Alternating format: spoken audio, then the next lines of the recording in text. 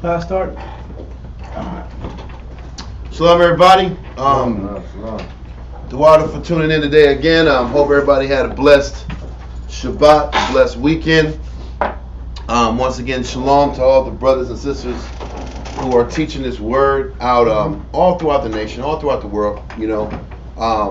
Shalom, all the brothers in ISB, SBK, Houston, Norfolk, Virginia, Rochester, New York. Rochester, New York. Listen, shalom, everybody.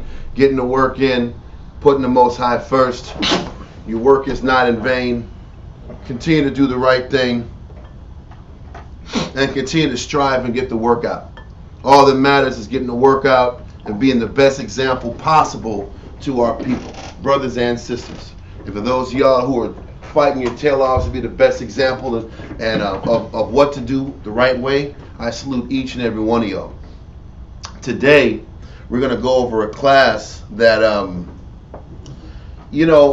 I think hits a lot of our young men because a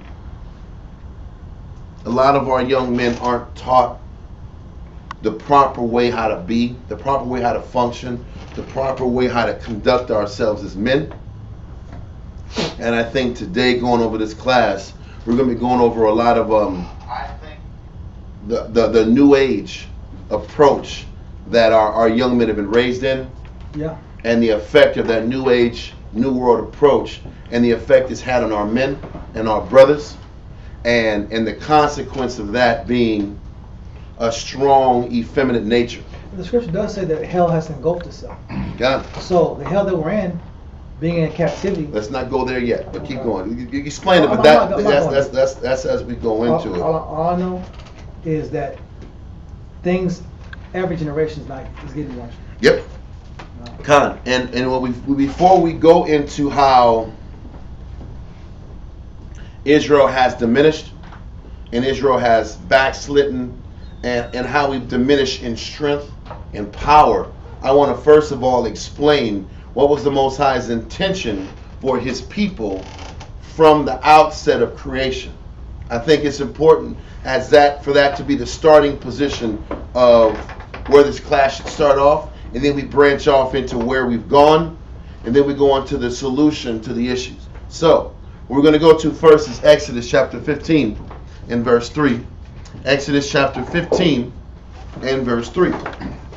Exodus the 15 and verse 3. Make sure I got this. Hold on a second.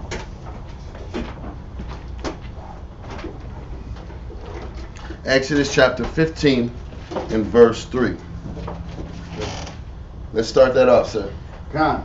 The Lord. Hold on. You had it up. You had it up. About the back. Okay, cool. Read that again from the top.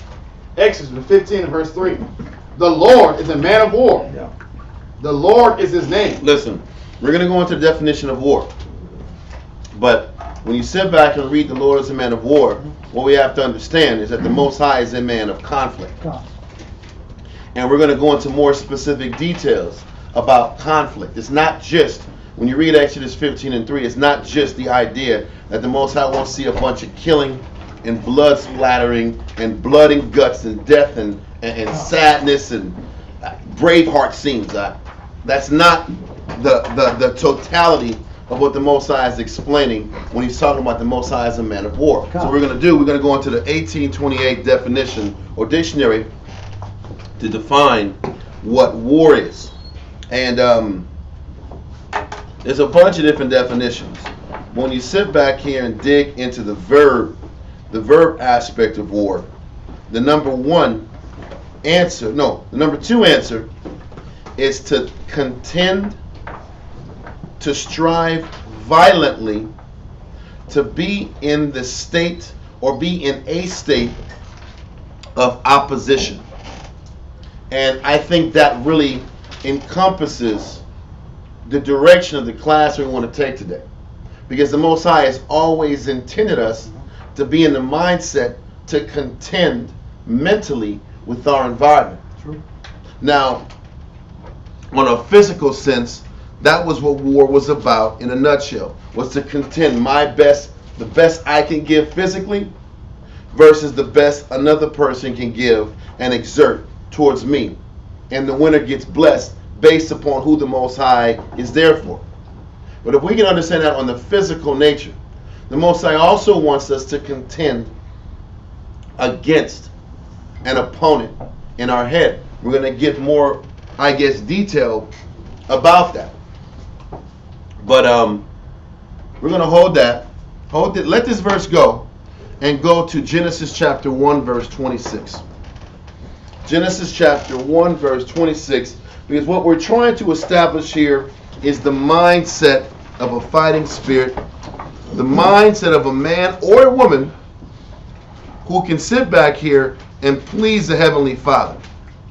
What Exodus 15:3 is saying is the Most High is a man of war. So we're going to find out what type of man the Most High was creating in his image from the beginning in Genesis chapter 1, verse 26. Genesis chapter 1, verse 26. Yes, sir. And the Most High said, let us make man in our image, after our likeness, and let them have dominion over the fish of the sea. Listen, the Most High's intention was for man to be in the angels or the Elohim's image, which means that Elohim's image, the Most High's image, was to be a man of war, a man of conflict, a man of mental and spiritual and physical conflict. And when you look at the men that the Most High chose, they were always men of warfare. Yep. When you look at Moses, Moses was a what? A general. He was a man of war first, huh? He was a general. Even before he got picked to be the leader of Israel. What was David? David was a warrior, a man from the Most High's own heart. Yep. We're going to go into that in a second. Keep going. So, and also you look at Joshua. What did Joshua have to deal with? Warfare. So the Most High likes men, and he chooses men that understand the nature of battle, the nature of conflict. Yep. And the nature of conflict isn't always just physically hand-to-hand combat to determine if the Most High is in favor of you. And that's what we're going to kind of explain in a second. Okay? I'm done with Genesis 1 and 26. I think we got the point there. Let's go to 1 Samuel chapter 13, verse 14. 1 Samuel chapter 13 and verse 14. We're going to get to the point. We're just taking our time. We're slowly getting up to the point. So just be patient with us. I just don't want to run into the concept and just drive it in people's heads without giving time to explain things. So, 1 Samuel chapter 13 and verse 14. 1 Samuel 13 and verse 14. Uh-huh. But now thy kingdom shall not continue. Now this is when Samuel was communicating to Saul about how Saul's kingdom was about to falter because he had consistently went against the Heavenly Father's wishes. Read on. The Lord hath sought him a man after his own heart, and the Lord hath commanded him to be captain over his people. So if we're going to sit back here and look into David's life, David was the person that was chosen to be the leader of his people. He was supposed to take over the kingdom of Israel, and he was a man after the Most High's heart, meaning a man after the Most High's mind. Why are we going here? Because we have to make sure. I'm not going to go necessarily over the countless wars that David won. I'm not going to go over over the fact that the Most High fought and killed and was successful against so many Philistines that the blood of the Philistines stuck to his hand where he couldn't pull his hand out of his sword. This is a man of war. He was a physical man of war, and the blood congealed into his hands. I'm not here to bring out this point because I think Israel has pushed that concept ad nauseum.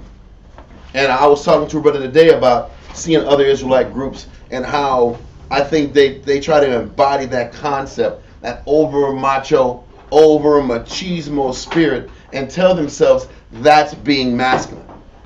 What we have to sit back here and go over today is about what true masculinity is. Hold on a second. If you need it, I'll get it to you. Yeah, we got it. Yeah. No, stay there. We'll get you. What you need, bro? Perfect. Oh, you need both or what? Yes, sir. Perfect. That's all. That was it. Because we got them hands. We don't want them hands just to pull out here and go snatch. Right. You need another one? No, she good. Okay, cool. I don't know about you. If you gave that one up, do you need another one? No, I got Okay, perfect. Okay, and it comes across as if we can see the word effeminate there's like this cookie cutter idea that stands out what a feminine is. Exactly. People automatically think of RuPaul, Shanae. That's what I think about. No, those are some old 90s terms. Can you at least use Lil Nas X? Lil Nas X. That's horrible. That's the modern day horrible image of an effeminate person. That's the new image out. But we automatically think about just these blatant people on Hollywood movies. Yes. And the blatant, he's on fire. He's on. Or we deal with that sodomite angle. Yeah. Well, when we sit back here and deal with effeminate nature, that's the first thing that pops in our head. And that is an true. Aspect. It's an aspect of effeminate. Mm-hmm. But we gotta go more, and this class is gonna open up another layer of what is effeminate. What is according to the Bible? What is an effeminate natured man? What's an effeminate natured person? Yeah. And this is why we want to sit back here before we tap into the understanding of what an effeminate person is. Yeah. It's so important to go into what we were supposed to be. Yeah. And I think even that point is exhausted the wrong way, because a lot of times we want to be ultra masculine, and that's not really what being masculine is in the eyes of the Heavenly Father. Just because you bring your voice down a couple octaves and talk deep and you're cruel doesn't make you masculine. Yeah. Or you talk tough doesn't make you masculine. We're going to find out if David was a man after the Most High's heart. No, he was a warrior, he was a fighter, but what else was he that made him a man after the Most High's heart? That made the Most High appreciate and value him and look at him and say, that guy has the spirit and vibration I have. Was it strictly using his sword play? That was the his point. Bow play? It was just sword play. He was just a killer. Because I tell you what, out of his mighty men, he had other harder, more local mighty men that was murking people. Than himself, yeah. There was way more murking guys than him. Joab was a monster. Yeah. He was a Benaniah. These dudes were straight, pure killers. So it wasn't just about killing. We're going to find out what made David masculine, what made David that man after the Most High's heart. So we know he was a man after the Most High's heart. Now we jump to 1 Samuel chapter 16 and verse 18. And this kind of gives us a better, hopefully it'll give us a clearer perspective of what we were supposed to be. 1 Samuel chapter 16 and verse 18. Come. 1 Samuel chapter 16 verse 18 reads, Then answered one of the servants and said, Behold, I have seen a son of Jesse the Bethlehemite that is cunning and plain, and a mighty valiant man, and a man of war, and prudent in matters, and a comely person, and the Lord is with him. This is what makes him a man. It was the fact that David was a man of accomplishment. Can you read it again? We're going to read it again from top. 1 Samuel chapter 16 and verse 18. Don't forget, David was a man after the Most High's heart. Israel likes to focus solely on the fact that he was killing, he was whipping ass, he was a bloody man. But there was more layers to David than just that. 1 Samuel 16 and 18. 1 Samuel chapter 16 verse 18 reads from the top, reads, Then answered one of the servants and said, Behold, I have seen a son of Jesse the Bethlehemite. Bethlehemite. Yes. That is cunning and plain. First of all, to be cunning and plain, I'm not saying brothers have to sit back here and learn a musical instrument to be a man. But what am I saying? That a man of the Most High has multiple dimensions to him. Layers. He's multiple layers, multiple dimensions. He's not just this one-sided guy that can only do that same old damn two-step and everything's cool. He's great because he can do one two-step. This man, listen, what do they call playing a musical instrument? What do they call it? They call playing any musical instrument a what? A discipline. It is a literal discipline to learn how to play an instrument. So what did it take for David to sit back here and learn how to become expert at playing? Listen, he had to be expert at playing Because he played so well that he pulled demons and spirits off of Saul. When he wanted to kill So him. he wasn't some damn novice cat. He wasn't some lame ass, blowing horns all horrible. Or just playing with this strumming, that's it, some basic strumming. Exactly. With some basic hi-hat. Yeah. That's it? That's all you got is that one hi-hat? What it is, one second, was that he was able to play music good enough to pull spirits off of people. Which means he had to sit back and learn, be a student, be educated, be corrected, learn how to listen, follow instruction, And put time and and effort. put time and dedication and hard work to be good at that. Oh, by the way, he sat back here and took a damn a lamb out of a lion's mouth. Yeah. It's the combination of things that made him great.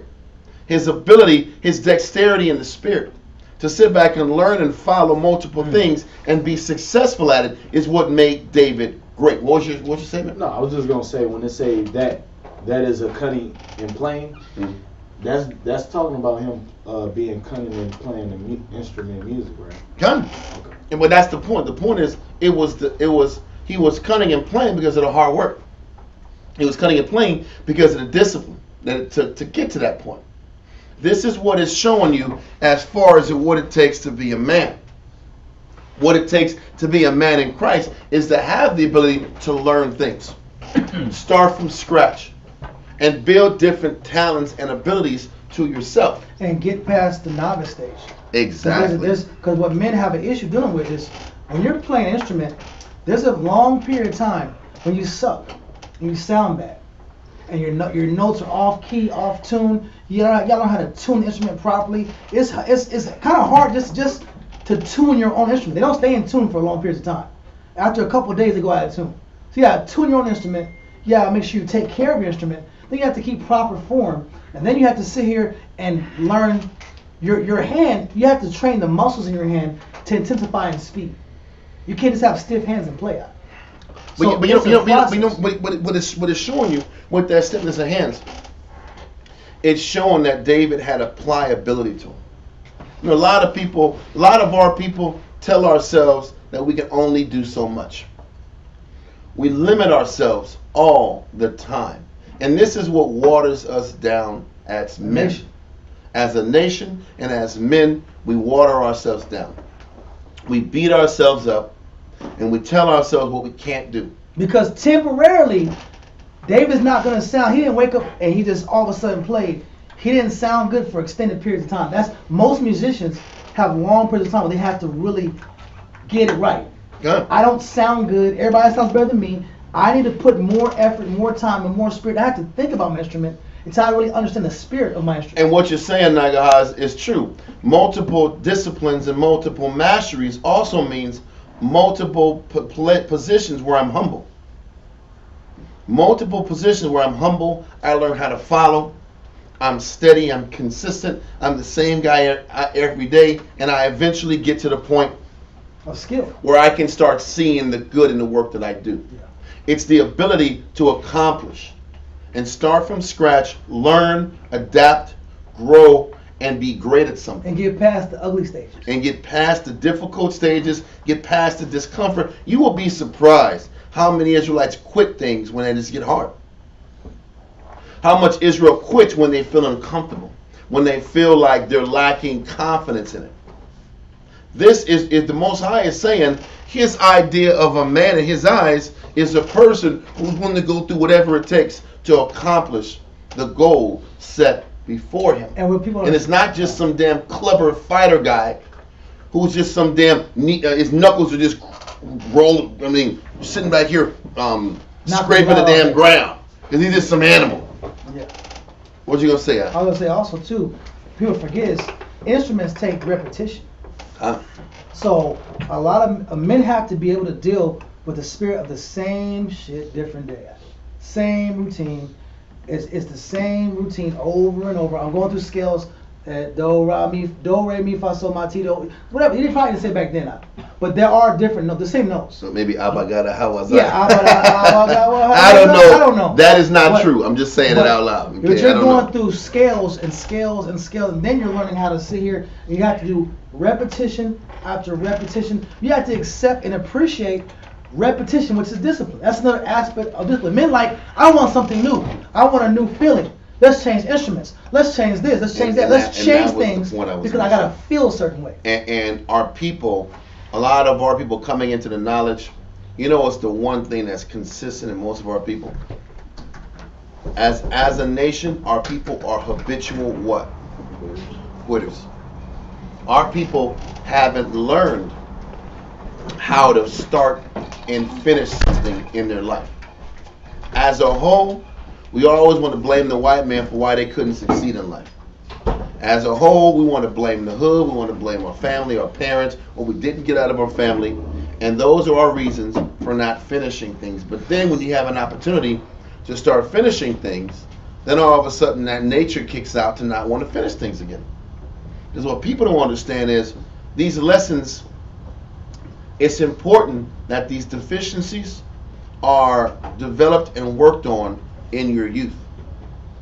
And because a lot of times these deficiencies aren't worked on in your youth, is why we have our people that are so disconnected. It's why we have our people that are this new age group of people that don't have any what? Skills, work ethic, skills, abilities, talents. The ability to handle. Can you pull that back part in, my woman? Because it's still showing the door a little bit. Yeah, the ability. Thank you, sir. The ability to handle. Yes, perfect. Handle the adversity of looking unskillful. I'm telling you, it's really bad now. Because when you're playing in public, you're looking unskillful. When you're playing to yourself, you're looking unskillful. When you're presenting a skill to people and you're not there, you're a novice or intermediate, you're not gonna look good. That's the whole idea of playing instrument. Mm-hmm. You gotta train your child. Listen, you play the recital, you got a low score, you got a moderate score, you want to be better. Okay, you want to be better. We gotta put in more hours. But you got to also understand the problem is this: even whether it's in sports, whether it's in music, is in academia, people reward you for not doing things the right way. Yeah. Haven't you heard, like in Little League, they don't sit back here and give first place trophies no more? Yeah. Everybody gets a trophy. Come. Everybody gets a juice box. Yeah.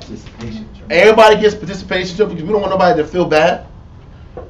You got to realize that sprinkles are for winners. Now that's a joke, and you've seen it on TV, and it's funny. But what does it teach you? If you don't sit back here and work on your deficiencies, you shouldn't get the reward. But that's where you have to have parents.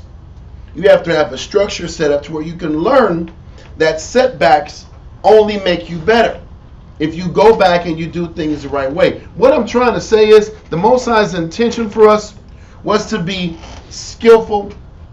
The crazy thing about cunning and playing, about what David did, you know what when David learned how to play, you know what it did? What did it do for David when he learned how to be cunning and playing? It gave him what? It gave him confidence. What kills our people is that we come into this truth with no confidence. We come into this truth not knowing what it takes to be successful in anything. We don't know how to sit back here. Let's go to the next. After you read cunning and playing, what's the next statement? And a mighty valiant man. It's to be valiant. It means courageous. It means intrepid, in danger, meaning a courageous person or a person that's valiant is used to seeing adversity in front of him and not buckling down or second guessing him or herself. But how many of our people are used to facing adversity and not cowering down and quitting? That is a significant issue in our people's community. Not finishing things, allowing discouraging scenarios or tough situations to break a person's confidence, to break down a person's strength. This is the foundation of how we're supposed to build men in Israel. We have to, first of all, before we can build men in Israel, before we can identify what the problems are, we first have to realize what was the Most High's intention for us from the beginning. And the gold standard Yeah. The gold standard was David. Yeah. So shouldn't we sit back here and use David as the template as to what we're supposed to look for? And if we want to know if we're on point with the Heavenly Father, and if we're in the right spirit with the Heavenly Father, it's got to be David. That's who you use. So, read on. We have the cunning and playing, valiant man. Read on. And a man of war. And we know he's a man of war. What you going to say? The man of war is a person that can use multiple strategies. They take the time to think a situation out step by step. And they look for multiple methods and multiple approaches to get the best result. Because when you're going to war, it's not just about shooting an arrow, hit someone with a sword. It's what's the best approach I can do to save my men, to save time, to save energy, to be efficient, get the goal accomplished, and then move on to the next step. And to be a man of war, you have to be skillful in many weapons. You have to have hand-to-hand combat. Yeah. Because anybody who understands war, you have to be hand-to-hand combat. Yeah. You have to have multiple weapons training. Yeah. You have to learn endurance, strength. There's so many different things when it comes to being a great warrior. And I can't be fatigued by multiple campaigns. Because Israel's hard for like 2 months or like really like a month and a half. Israel's grinding. But then when you take a loss, you take an L, can you muster up the same ability to do another campaign until you win a battle? And this is the whole point about being a man of war. A man of war is a physical man of war and a spiritual man of war. This is about having the balance and the skill on both ends. This is what the Most High is trying to develop in all of us. Yeah, his nation. He's trying to sit back here and get us mentally and spiritually dexterous. What I mean by dexterous is, or I can sit back and use multiple different abilities to get a job done. Which the Bible calls multiple talents. Exactly. But a person that has in order to get multiple talents, you have to have the humility it takes to be developed, to be built from ground up. But half the time, our people can't go through the process of what it takes to even get to the point of greatness. And the problem is this: when you're in warfare, you deal with superiors, you deal with rank, you deal with structure. A lot of men can't just deal with a man critiquing him. You look at college sports. You'll see the toughest, biggest, strongest Israelite dude can't take correction, can't take advice. They crumble and fall apart when another man just speaks a little loud to them. They can be running a 40-yard dash in 4.5 seconds, 4.3 seconds, but they can't take correction. They can't be disciplined enough to finish homework. They can't be disciplined enough to study. I'm gonna say this: one part of what makes us potent for the Most High is, can you study? Can you sit back here and open the Bible for longer than 30 minutes and not fall asleep? How can we expect to be spiritually potent and gain results and having a relationship with the Heavenly Father if I can't read about Him on a consistent basis? No. So I can learn and get strong in pleasing Him. These are the issues we have versus the intention for the Most High that He had for us with all of His mankind. We were supposed to be strong in war, valiant, courageous, skillful in different things. I'm not going to just say just playing music, but it's not easy to sit back here and master an instrument. And the skill that it takes to master an instrument, you can take to master other things in your life. That was the point. I took the skill I learned, because this is what Israel does. I learned one thing, then you talk to that brother, always talk about, I'm just going to wrestle till I die. Okay. They want to learn the one thing. I respect the wrestling out, but let's put your skill sets in other arenas. Brother's like, no, I only want to focus. I'm not going to let you take me out of my strength. And that's the comment. It's not about the wrestling. It's about a man won't let you pull him out of his strength and put him into another arena to go to that process from the very beginning. Because we were supposed to sit back here and take the lessons and the success in one arena and learn how to duplicate that success in multiple arenas, because the formula is the same. Exactly. The arena is different, but the formula of success is the same. And what everybody has to realize is, once you learn how hard you have to work and commit to figure something out, then you take that template and take it in other arenas in your life. And that is the masculine spirit the Most High is trying to get us to learn, because that's a man of war. Because I can allow I feel confident, I feel big, I feel accomplished, I have notoriety based on my skill. Now I'm starting from scratch. I don't feel the same. Because I don't feel strong. I don't feel confident. But the man of war is supposed to have confidence in the process and the lesson. And I take what I learned here and I use that same template to go and deal with this deficiency in my spirit. Nobody comes into the truth perfectly put together, perfectly set up. No. But you have to learn how to sit back and follow. You have to learn the necessary work ethic so you can be successful here and use the lessons to continue to add additional blessings in your life. And that is at a beginner level when you're in the truth. Yes. But as you age in the truth, your camp's going to need more from you as a man, as a leader. Your family's going to need more from you as a man and a leader of your household. And if you can't learn a new skill, your family's going to starve, bro. And I don't mean starve financially. Their spirit's going to dry up. Because there's other things a man has to learn to bring blessings and bring understanding to his home. As leaders, as leaders of this camp, the way the camp was ran in the past, it worked for that time period, and then after that time period, the camp started diminishing because there was a need for other skill sets to be learned and developed by the heads. But if we don't sit here and have the ability to start from scratch, read a book, ask questions, feel dumb, look dumb, go on wild goose chases, and then sit here and get let down because I thought I was doing it right, I didn't do it right, I thought I was doing something, and it goes all over again till the skills learned. Now I have a new talent to bring to the camp so that the men can eat, the body can eat, or the households can benefit. Now, what we're doing here, we're showing you what the goal is and the expectation that the Most High intended for all of us to deal with. The problem is, it's easier said than done. And the reason it's easier said than done is we're going to go into the second part of the class to explain why this statement is easier said than done. I got to this one point. And we do it on a level you dealing with mothers, right? I always hear these reports. The mom deals with the baby this way. Another sister says, you know what? I'm getting really good results out of my child, but this is the way I'm doing it. Now, guess what's going to happen? You're going to have a battle in about a month, maybe 2 months, because when that sister tells that sister, hey, I'm getting positive results out of my child using this method, the sister automatically, well, I don't have to do it that way because my way is still working too. And the counsel is going to be, how come you can't learn both methods? Why can't we learn both methods? Because you have multiple children. If I have multiple children, you need to learn this method might work with this child, and then the other sister's method might work with another child of yours.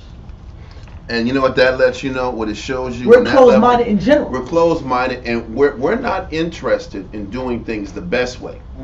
We're interested in doing things in a comfortable way to me.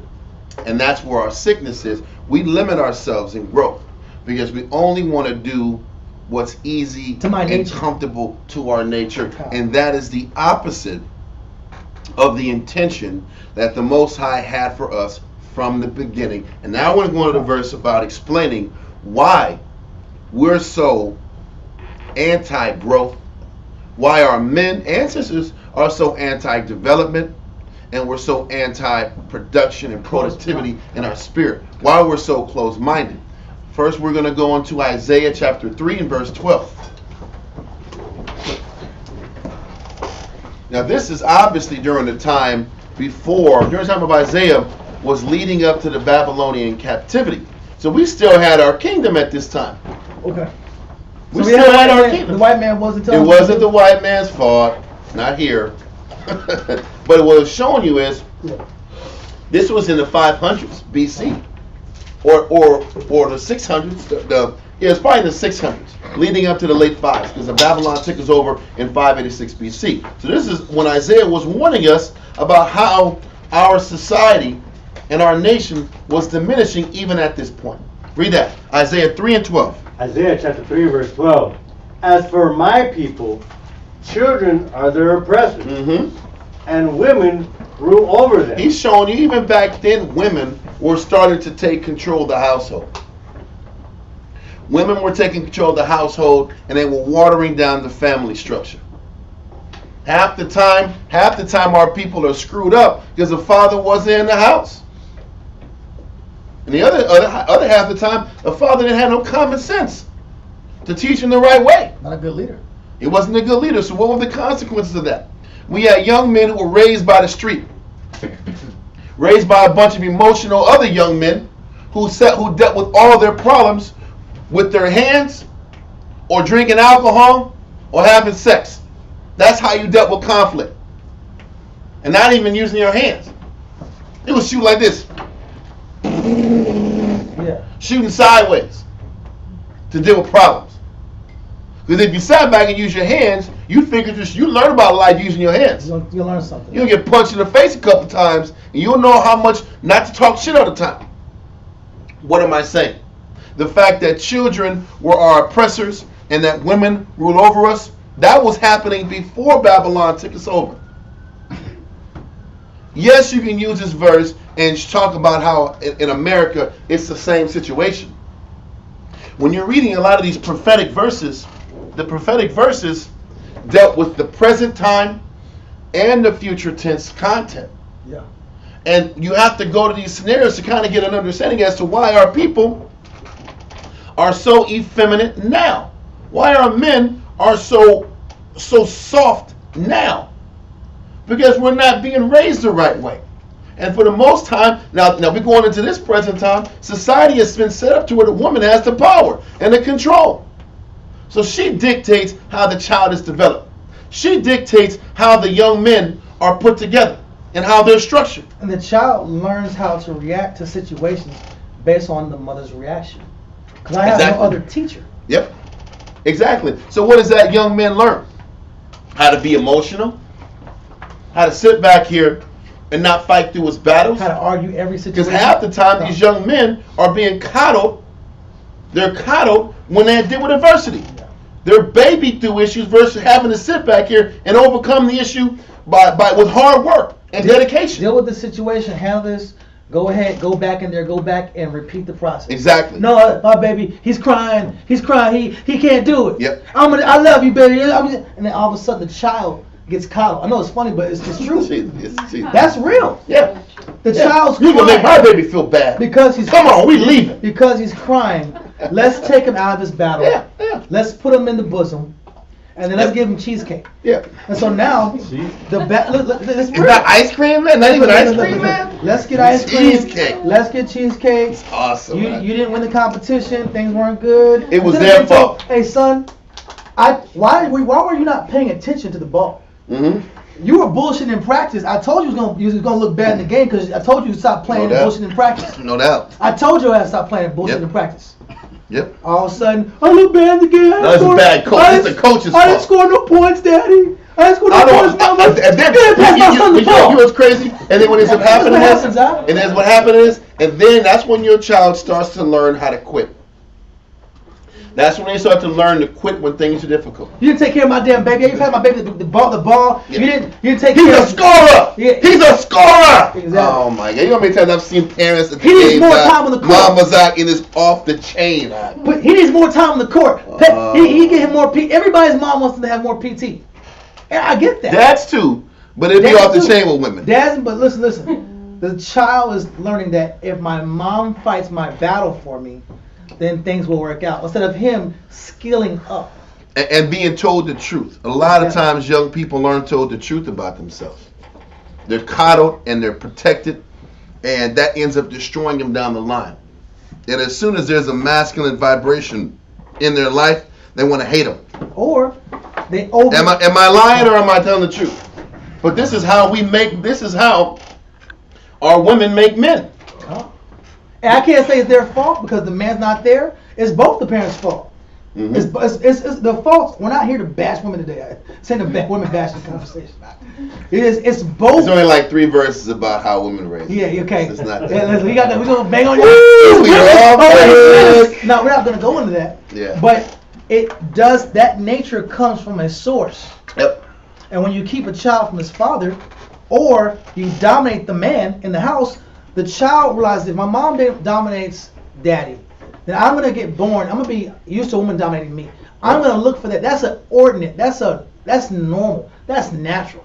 So they get older as a man and they look for a dominant woman. And a dominant woman does what? She keeps breaking them. She keeps emasculating her husband over time. Yep. It's that. Listen, there's different factors in the home. Yeah. Whether the father's not there, whether the father is emasculated and the son is emasculated, or the son is just pampered and babied all damn day long. Pampered and babied up. So what ends up happening is they can't deal with real life issues. Yeah. And all of a sudden you wonder why they're overly emotional. They're overly clingy. They can't do shit without mama being there. Yeah. Mama I ain't can't there. go to the bank without mama going there. And mama ain't there. Shit, I can't do it. You didn't help me. What? Where's mom? You need to be my mom. Like, bro, listen. I think we got the point. Okay, about the idea? Cool. I'm just trying to go. Listen, bro. Cheesecake. No, I'm messing with you. Listen. I had friends. We grew up together, right? Yeah. And we came from the same neighborhood. Everything was good. I look up. All my homies is like 30 years old. Their mama's house still. And I'm like, these cats are able men. These men, they make beats out. They're making beats out. They rap out. They playing. Ma! Milo! They A lot of my Milo guys. They get women too. But it's like the men like, shh. My Like, mama's asleep. Yeah, You gotta be exactly, yeah. careful. Be quiet. 30 years old. Mama's house. Bro. Out? Meatloaf guys. He puts his name on the orange juice side. Come on. My apple. That's real things. That's my orange juice. Don't take it, mama. I told you it's my orange juice. And then they come in the truth. And that's cool. Keep it down, my But- mom's in the room. Hey, that's the point.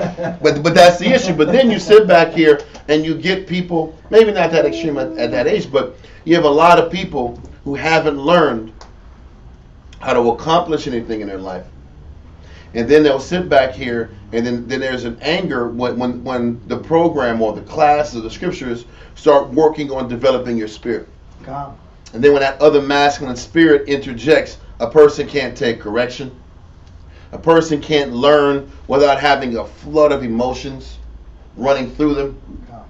Listen, when it's time to learn and grow, I'm not supposed to be wrestling with emotions and feelings and this roller coaster of emotions, hatred, anger. I want to cry. I'm pissed. I want to run away. Those are spirits. Those are spirits that have been nurtured and played with from your youth. And it's based on the surroundings of the young man. And you see, how a young man was raised, how he was developed, who he was raised around. A lot of our men have been raised around women. I'm not knocking women. If there's a sister who was raising their kid without the knowledge, they did the best that they could.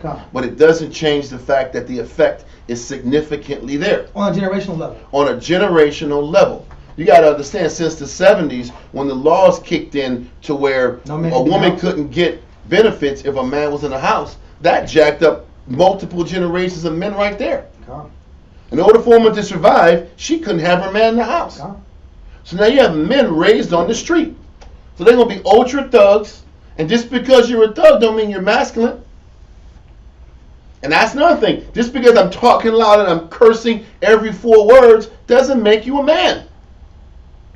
It's because you're willing to get into hand-to-hand combat doesn't mean that you're a man. We're going to go into more details to show the different levels of an effeminate man and how it started off from Quitting. poor parenting and poor development. God. Okay, so read Isaiah 3 and 12 again. Isaiah chapter 3 verse 12. As for my people, children are their oppressors, Children are their oppressors. Read on. and women rule over them. Women rule over these men. Women rule over these families. The black family, even the Hispanic family. It's a matriarchy. The families in all these tribes have been flipped upside down, and mama's the damn boss. She runs every damn thing. Whether it's the men going home, they give her the whole damn check and just get their beer and go in the corner. And let them handle every damn thing. The raising of the kid, the development, the chastisement. You think I'm lying? Am I lying? Hell no. So whether the man's in the house and he lets mama run the roost, or these thugs run around chasing broads and the father ain't there, it's still bad. The women are running the house and they're developing weak Chi-Chi boy guys.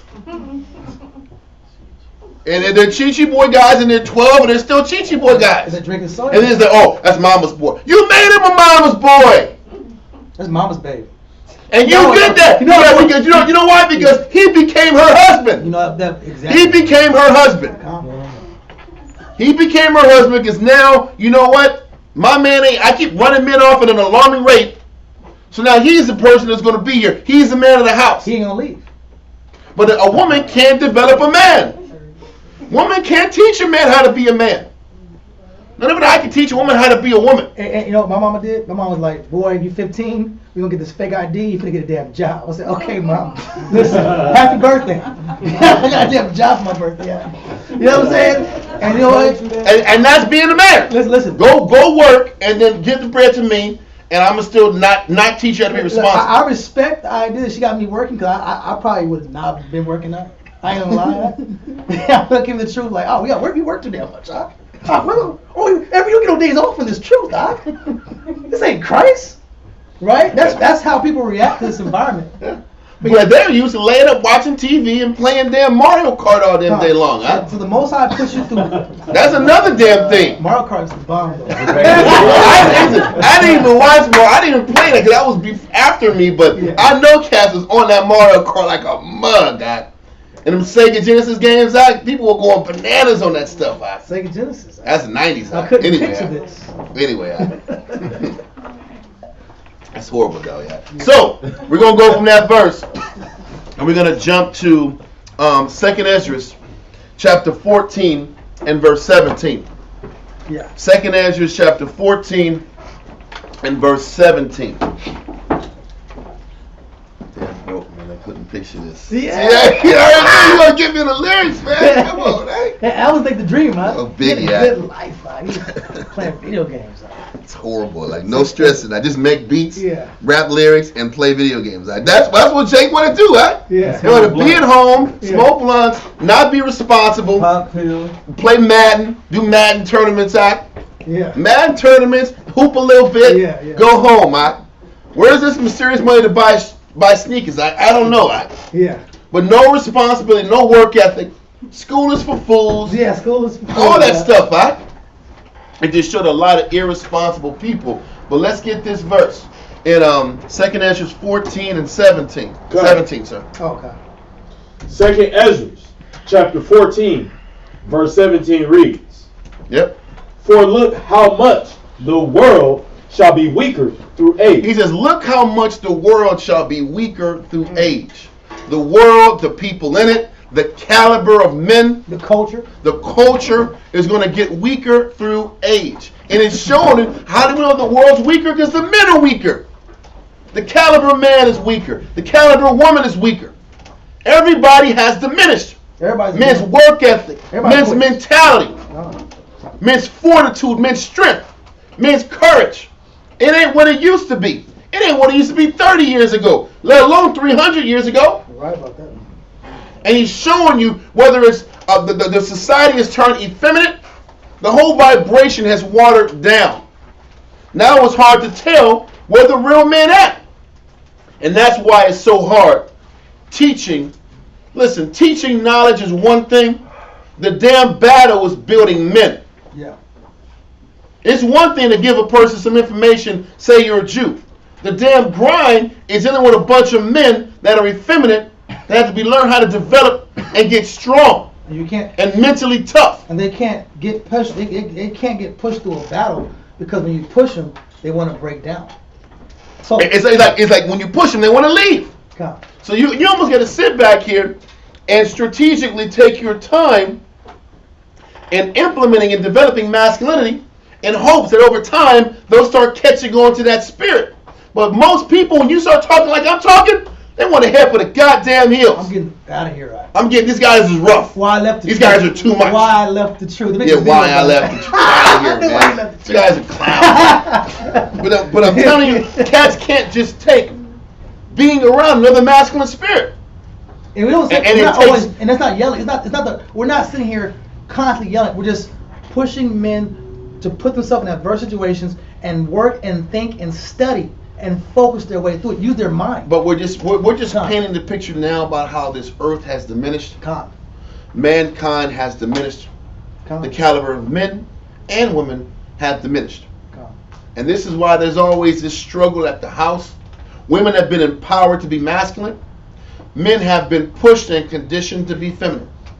That's another reason why the family structure is so busted up. Wow. And so then when you have a man that comes back into his power, women want to run for the hills. He's not nice to me.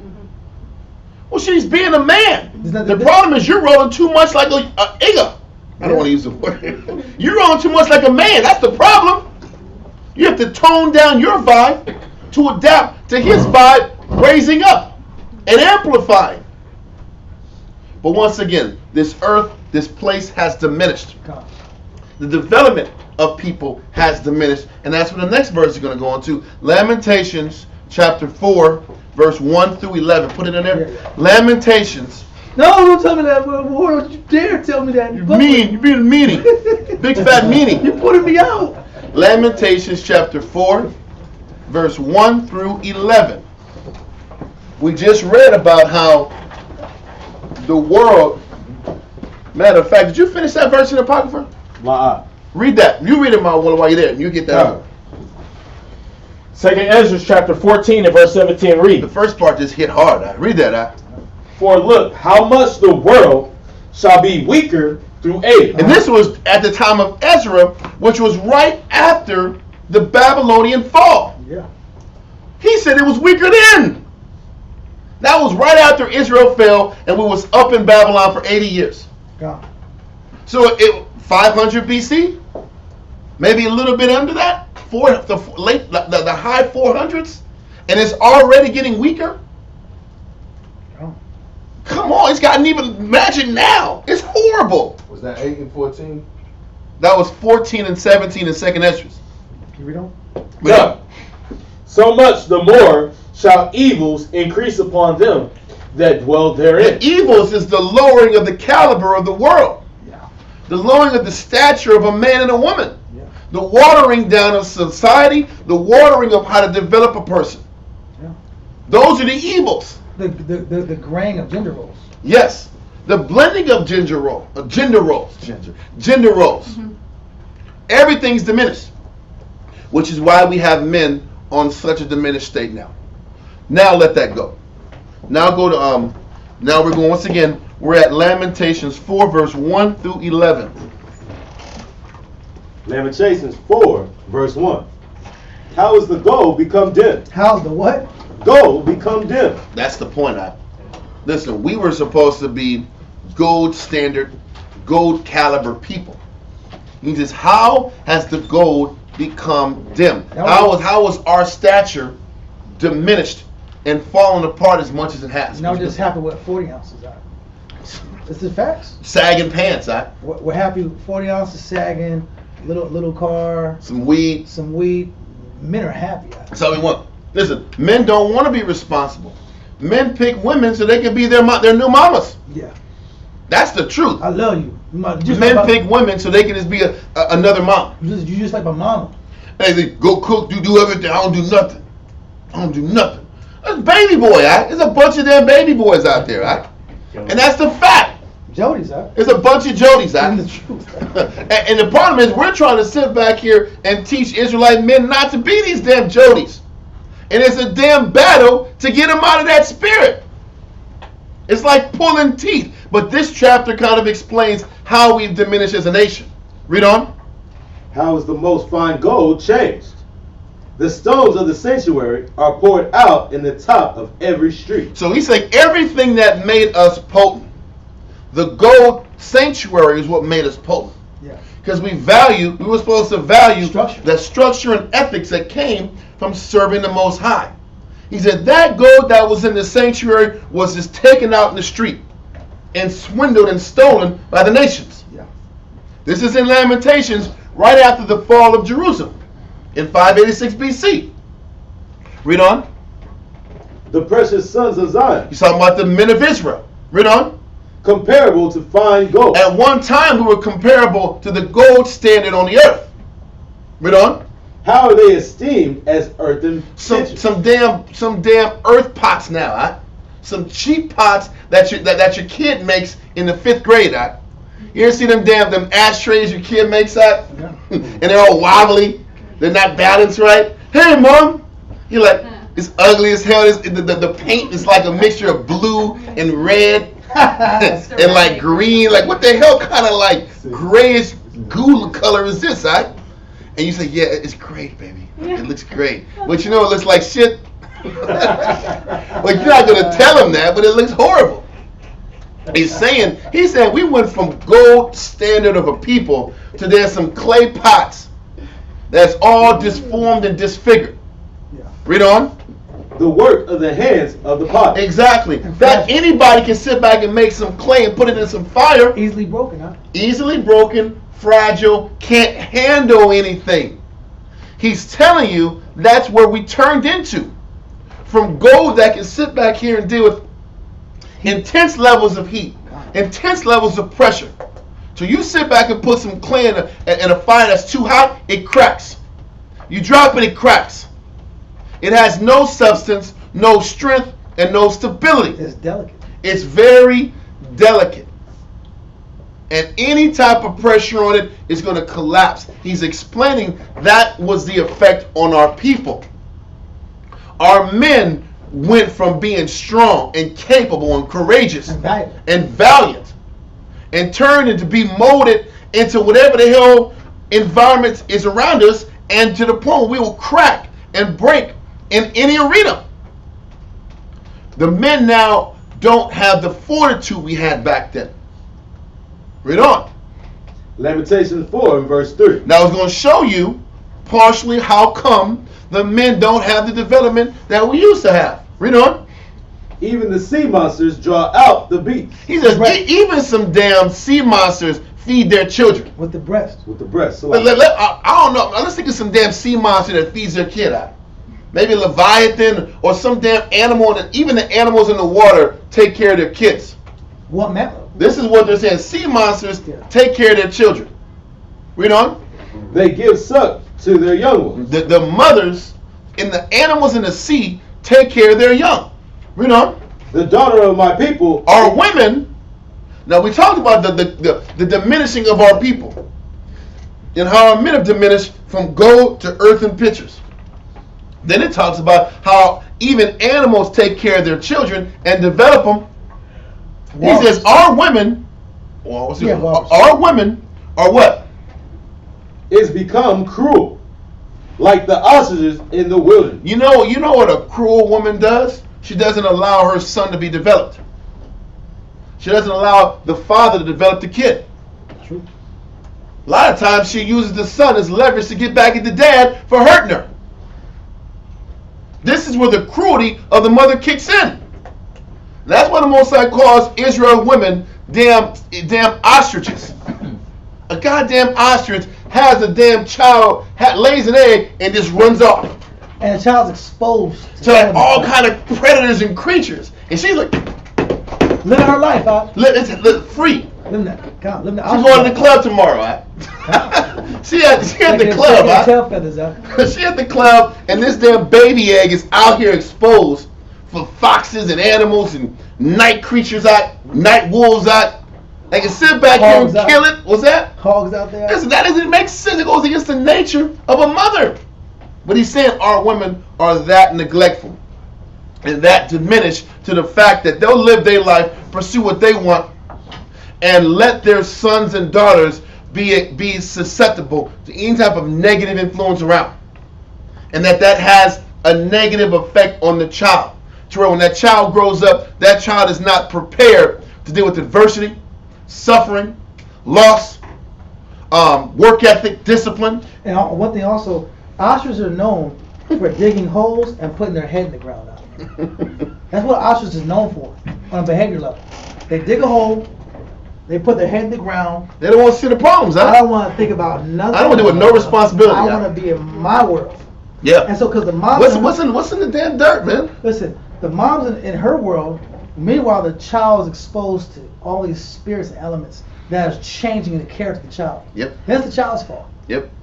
That's the point. The problem is the child has to sit back here and deal with all the residual of the neglect of the ostrich mother.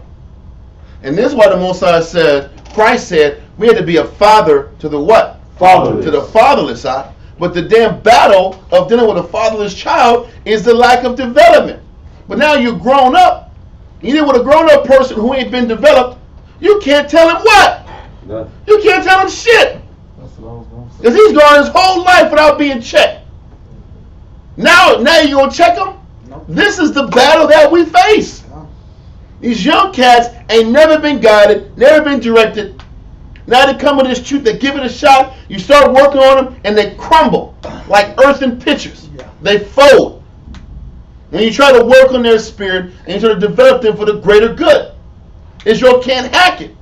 This is the battle, and this is the challenge of development. This is the greatest work in the truth to deal with, and to sit back here and rehabilitate a bunch of broken men, underdeveloped men from youth. It's easy to teach somebody they're an Israelite. It's easy to put a show online, teach somebody the knowledge, do some whoop-de-whoop, make everybody feel good about themselves. The hard thing is to mold and turn this clay pot or this clay vessel into copper, into silver, eventually gold. That's the hard work, where most Israelite teachers and leaders don't want to touch. Well, the nature of this bowl, this vessel changes. Mhm. Because going from earth to copper that's significant. That's a nature change. Mm-hmm. So a lot of men can't be taken out their routine. That's how you know whenever the routine changes out or a schedule changes out, men flip out. Yeah. All that femininity out, it comes out immediately after a routine change. And what it's showing you, that effeminacy, that weakness, is exposed from the lack of adaptability, Yeah. from the lack of adjustments, or the lack of a willingness to adjust and adapt. That shows you an example of a man being effeminate. We're going to go into more definition work in a second. I just want to finish up in Lamentations 4. Yeah. So, Lamentations 4 and 3. Let's go over the sea monster statement again. All right? Come. Lamentations chapter 4 verse 3. Sea slugs. I don't even know what the hell sea monsters there are. Right? Well, walruses are like. Okay, walruses. Cool. So, yeah, well. Okay, well. Yeah, that's true. Okay. Let's keep going. Even the sea monster draw out the breast. Yeah, even these sub creatures, they understand about parenthood Investing. and about development and protecting a child and developing a child. Read on. They give suck to their young ones. The daughter of my people is become cruel, like the ostriches in the wilderness. Keep going. The tongue of the sucking child cleaveth to the roof of his mouth for thirst. The cruelty is in the fact that the women don't develop the man. And listen, I'm gonna say this, and that food is talking about physical food, because Israelite moms will feed their kid all them day long. They'll overfeed them, Yeah. right? They overfeed. You gonna get pita juice, and fast food, SpaghettiOs. and starches. Hungry Man. A lot of goddamn starch. Hungry Man is what a lot of our people ate. Hungry Man like a They get motherfucker. their boyfriends and husbands that now. They don't get that to their kids. Their That's kids horrible. Get a bag Kids of get chips ramen. and a soda. Maybe if that. And that's the They're giving crazy it to the thing. dudes nowadays. So what is it showing you? That ain't a good meal for the not good either. You know what I'm saying? No, they take care of Hungry their Man, dudes and eh? their husbands Dude, I'll hit you up some better noodles, than- baby. I'll hit you Damn. up than some the truth than they do their own child. ramen. I agree. Yeah. But what are we saying? That the mother, she starves out the son and the children physically and definitely spiritually. Because where's their mind at? Their mind's on chasing their new dude. That's what I'm Their saying. mind's on going to the club. Their mind's on finding a new man, Entertainment. living their life, entertaining themselves. It's not about developing their sons or empowering the fathers that want to be there to develop their sons. True.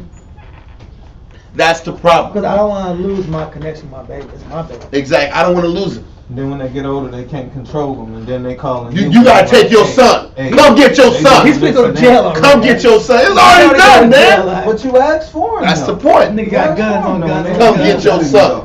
This nigga's 18 and a half. Come on. Come on, bro. 17 and 3/4. That's just what the rich. Come get your That's son. the situation that men are in. I know that. Nah. And the consequence is that, but the loser is the child. That child that has his tongue stuck up in his mouth, starving, needing nutrition, needing help. They grow up needy. Yeah, they grow up underdeveloped, underdeveloped character, underdeveloped work ethic, underdeveloped mentality, underdeveloped fight. Keep going. Lamentations chapter 4, verse 4. From the top. Yeah. The tongue of the sucking child cleaveth to the roof of his mouth for thirst. The young children ask bread. Bread is attention or food. Development or food. Substance. Substance. What Something. What substance did I give this child? Yep. What can I give this child where he can sit back and use it to actually be able to succeed in life? I mean, my baby dressed well. He's a finely dressed baby. It ain't look good. He got Jordan. It can't be like No spirit. It can't be like 50's TV show Power Act, where Raising Canaan Act, where she taught this little nigga the drug game act. That's not developing your kid act. But that's what they teach them. They teach them either negative dirt or nothing. How to manipulate. Exactly. Well, let's keep going, man. And no man breaketh it unto them. No man, because the men that are there, they don't have the intention of being that anyway. God. They're in and out. Why invest this child? I want to be out. And he's showing you the breakdown of the Israelite family. And because the Israelite family is broken down, is why our men are diminished, why our people are diminished, and how the vibration of this entire earth has diminished generation upon generation upon generation. Read on. They that did feed delicately are desolate in the streets. Mm-hmm. They that were brought up in scarlet embrace dunghill. It says, they that did feed delicately are desolate in the streets. Our people, our men have been fed delicately, spiritually desolate, spiritually without. We've been fed spiritually sparingly. We don't have a lot of life skills. Especially, we get Israel all the time with no work ethic, no discipline, can't take correction, Can't wake up. can't get up in the morning, can't get pushed, can't handle pressure, can't handle adversity, can't handle responsibility. He says the people did feed delicately, were desolate in the streets. Read on. They that were brought up in scarlet embrace dunghill. He says the people that were brought up in filth and negative. Scarlet is talking about sin. Yeah. Because white means righteousness, right? Yeah. So Israel that was developing scarlet in filth, in negativity, in sin, We have in weakness. low degree value system. And he says they embrace dunghills. I mean, they have no expectations. And the little expectations they have, they don't know how to attain it, how to reach it. They don't know what work ethic is. On your own. They don't know how to follow rules and instructions. They don't know how to take correction. Can't be guided. They can't be guided. This is the battle that our people are facing. This is what makes the challenge so difficult. And then we say it's the gang violence. We say it's this. If we we're say going to that. eat something, I go in there. Keep going. Yeah, we say it's the gang violence. We say it's this. We say it's that. Those are just symptoms of the root issue. Yeah. We attack. We the call it symptom. drugs. Yeah. We attack the symptom, but we don't attack the root issue of why they're susceptible. It's the families, man. Exactly. If the families were built stronger, and there was more love, and there was less selfishness going on, the kids would be in a better position To succeed. Father and mother. Continue. But let's not trip on the fact that the Most High called Israel's women sea monsters. No, ostriches. He called them women ostriches. That's a real negative connotation. Continue. Lamentations 4:6. For the punishment of the iniquity of the daughters of my people is greater than the punishment of the sin of Sodom. He said the punishment of the iniquity of the daughter of my people is greater than the punishment of the sin of Sodom. Read on. That was overthrown as in a moment, and no hand stayed on it. You know what? Because at least the people in Sodom and Gomorrah died. There was no more. Listen, I died. I'm good. I'm out. There's This no more of world. these clowns. They're gonna come back in the reincarnation. Hopefully, they're different. Right?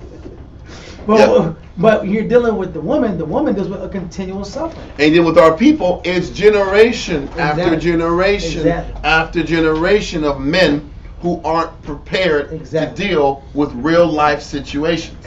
It's a generational demon. That's why the curse is worse. Read on.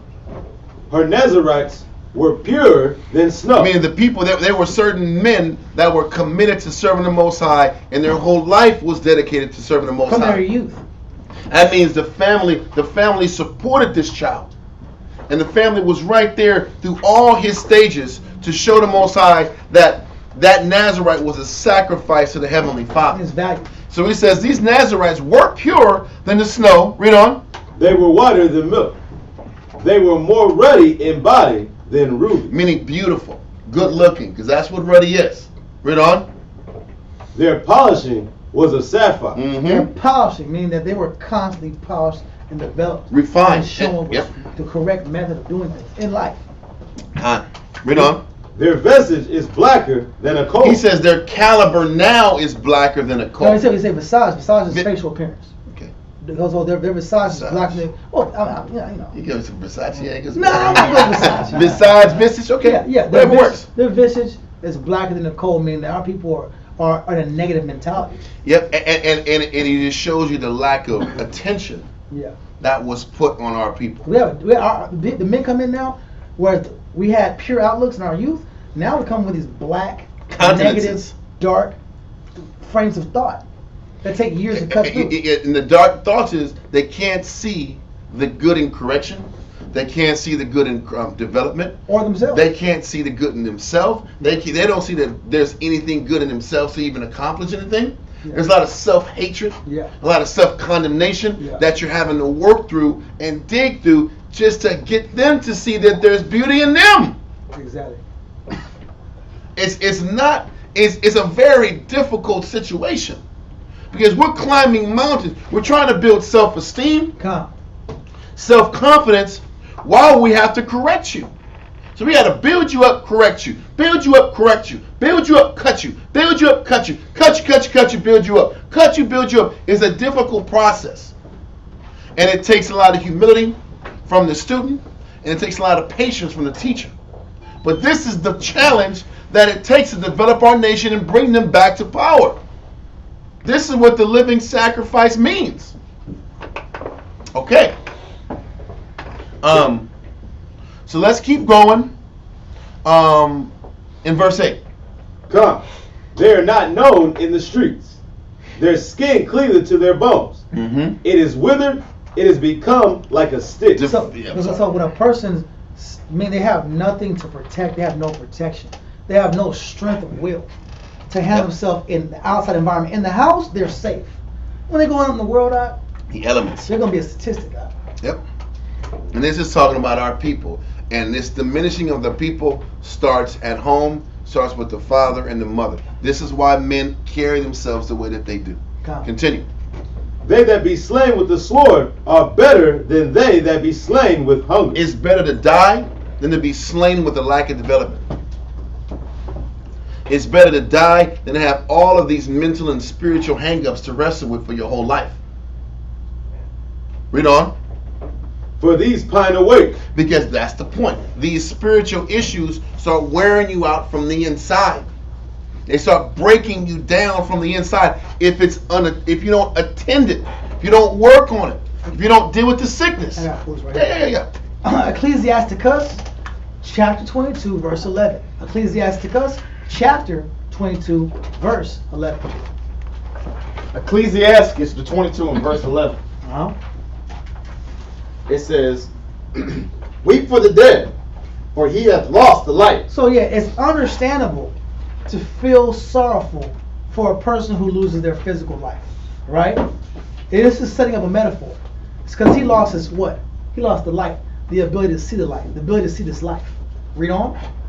And weep for the fool. And weep for who else? For the fool. Read on. For he wanteth understanding. So a person that's dead you weep for, and a person that's a fool you also weep for, because they're in a similar circumstance of being dead. Read. Make little weeping for the dead. You know what? Scratch that. The dead's at rest. Make little weeping for the dead. Read. For he is at rest. But the life of the fool. The life of the undeveloped. The life of a person that can't deal with correction. The life of a person that can't deal with finishing things, that quits things. The life of a person that sits here and they try and then things are reversed and I just shut down. I can't finish a process. That's the mind of a fool. Read.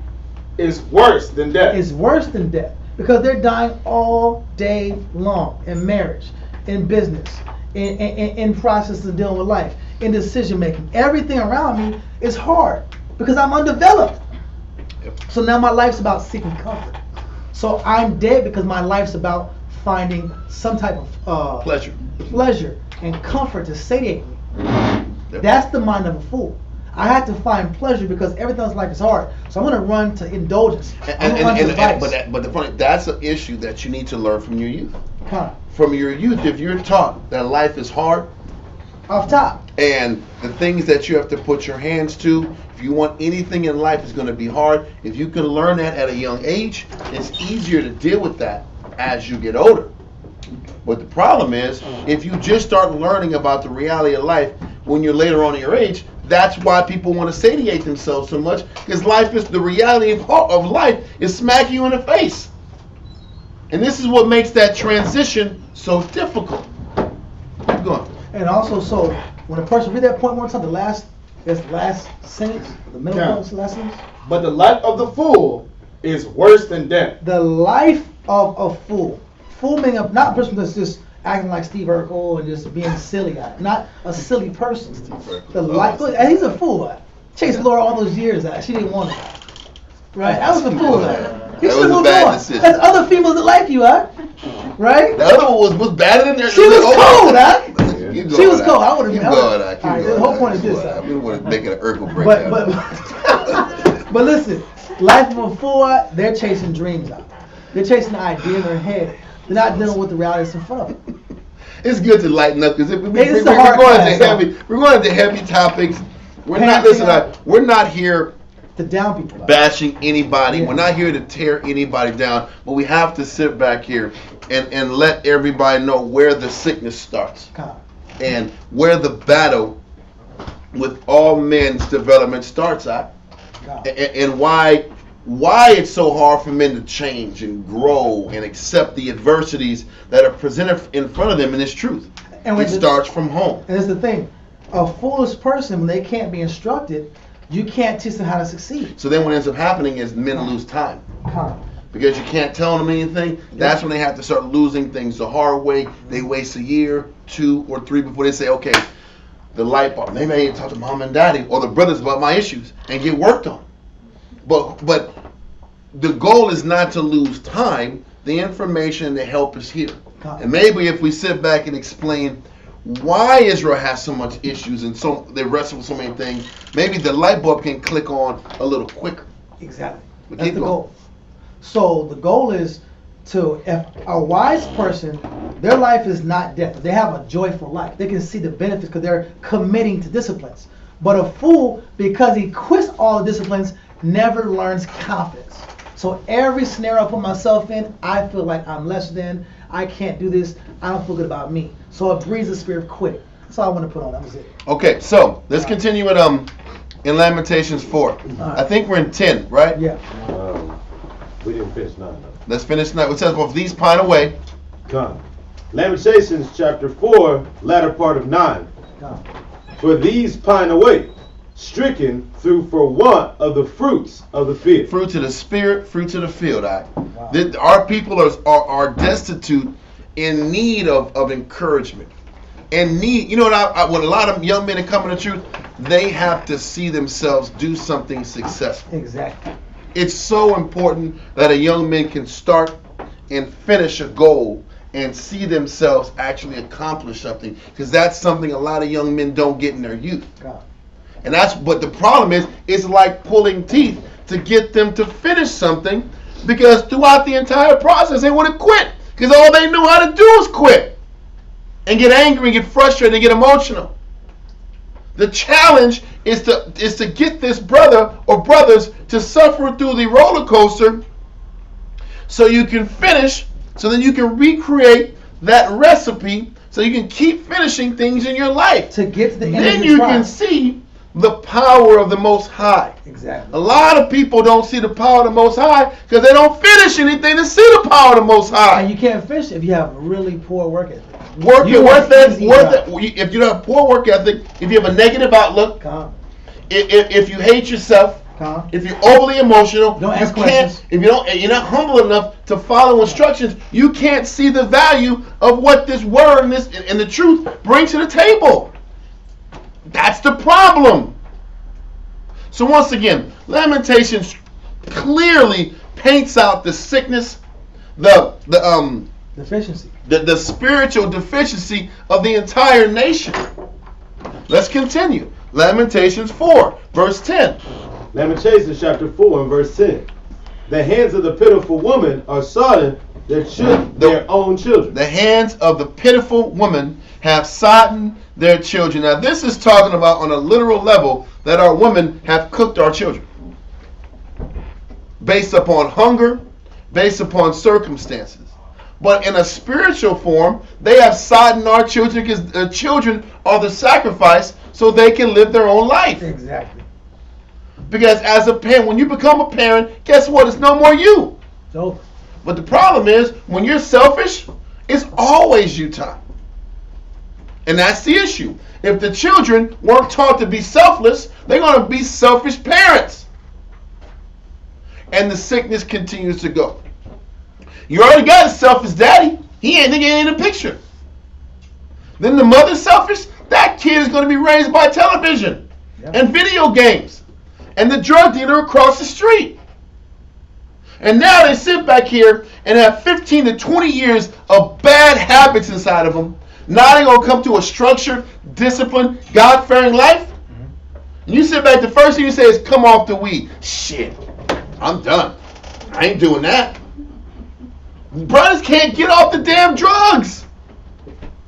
So they can learn there's a better way to vent. The reason they don't come off the drugs, because I've heard 1,000 reasons. That's my medicine. That's what a carnal man uses to take the edge off. Yeah. That's the solution to the problems. That's the carnal solution to physical issues in their life. Yeah. Pressure. A man doesn't learn how to face pressure through counsel, communication, advice. They use weed. That eases the mind so I don't have to think about the pressure that I know is there. You know it's there, but I'm so numb, I'm not thinking about it now. So I'm going to get high and drink to get me to the morning, and I'll give my mind something else, and then at night I'm going to go back to this weed again to take the edge off. People live off that. Yeah. But you come into this arena, the Most High can show you how to face one issue spiritually, deal with it through counsel and hard work and dedication, and then the next issue, then the next issue. But it's like pulling teeth, getting a man to get off the weed and get hooked on the spirit. Read on. Come. Lamentations chapter 4 verse 10, halfway through.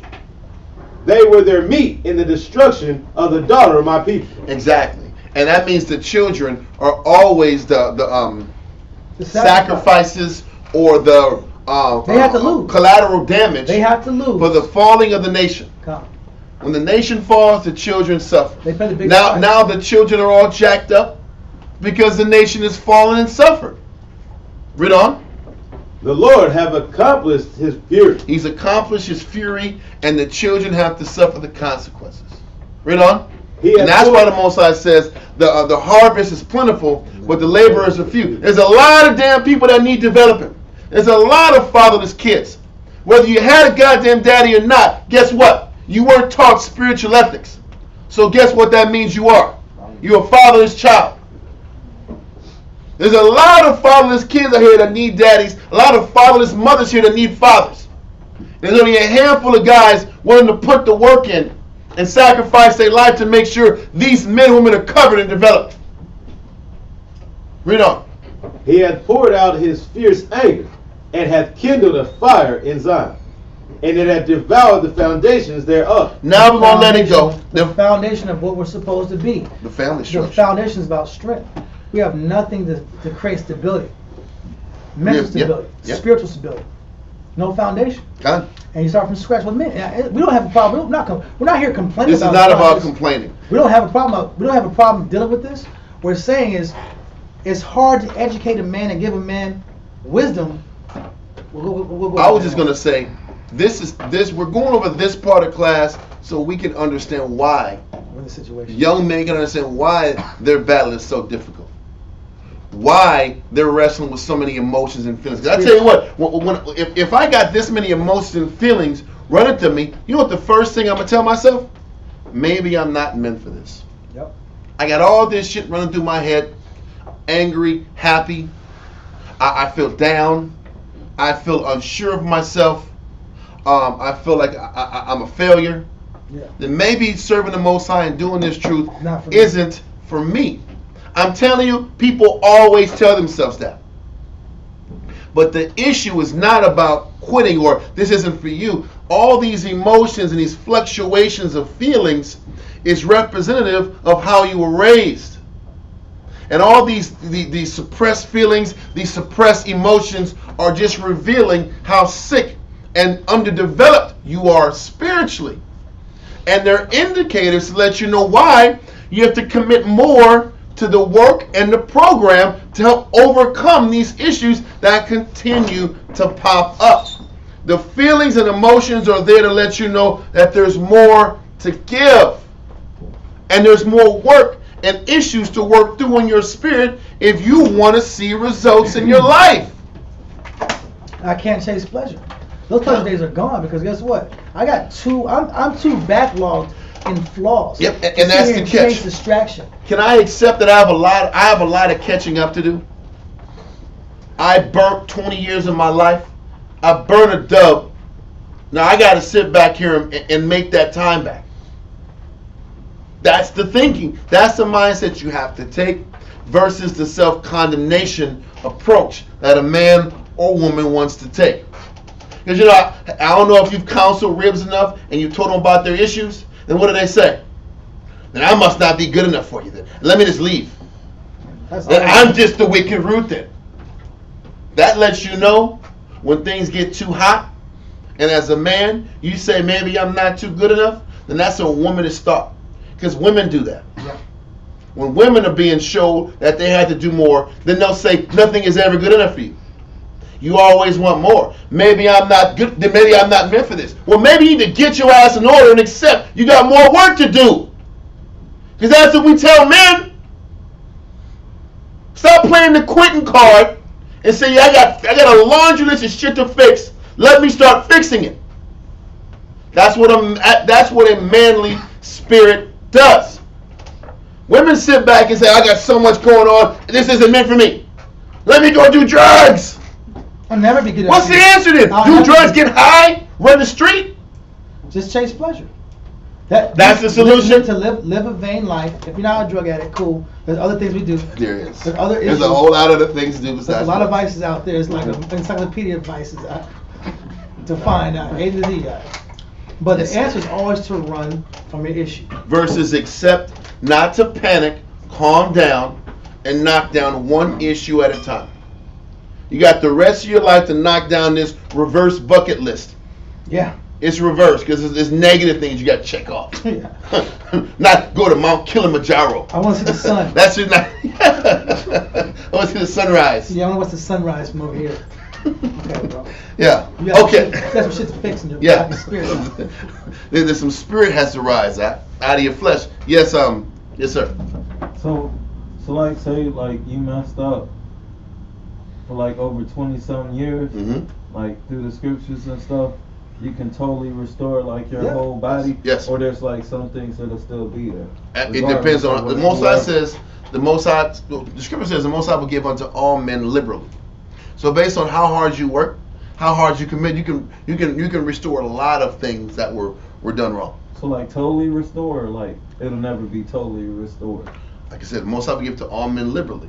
Right. Your restoration is based upon how hard you work. Okay, so the more you study, No longer study. The more you apply the information in It's the Bible. a combination of things. It's study, it's application, it's dedication.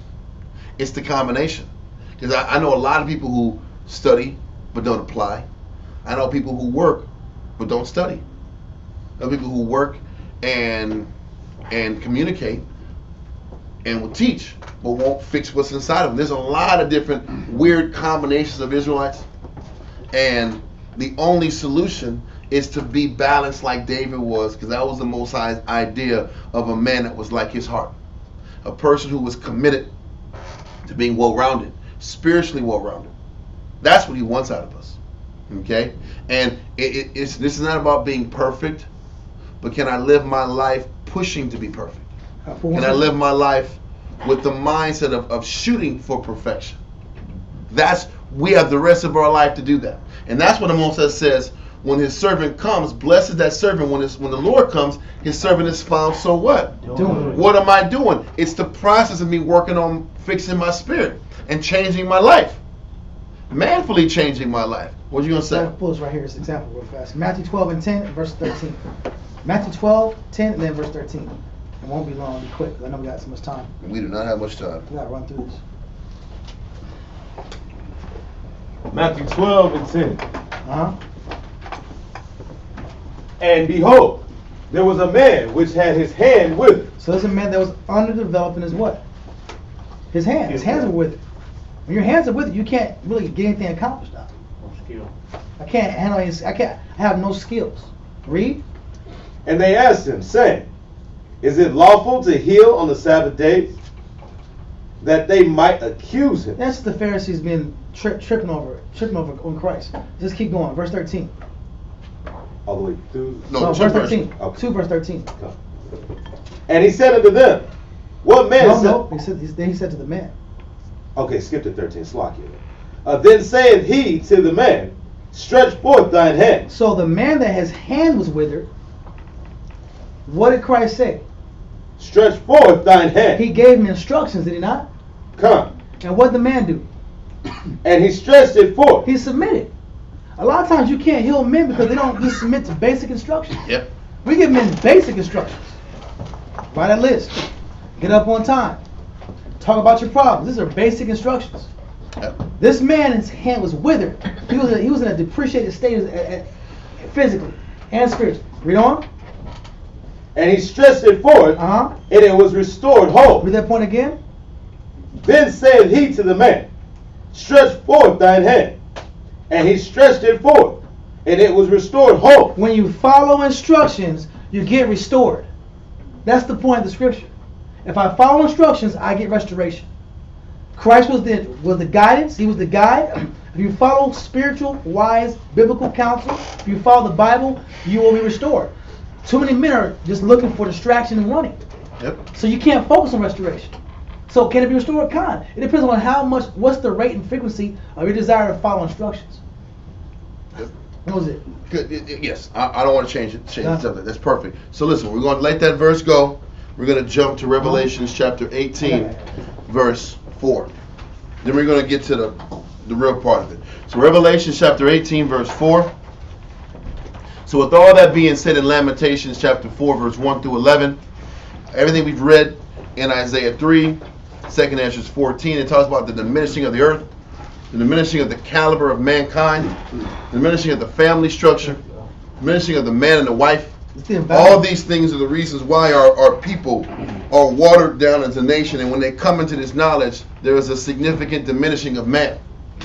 But now that we understand this, what do we have to start doing? Read that, sir.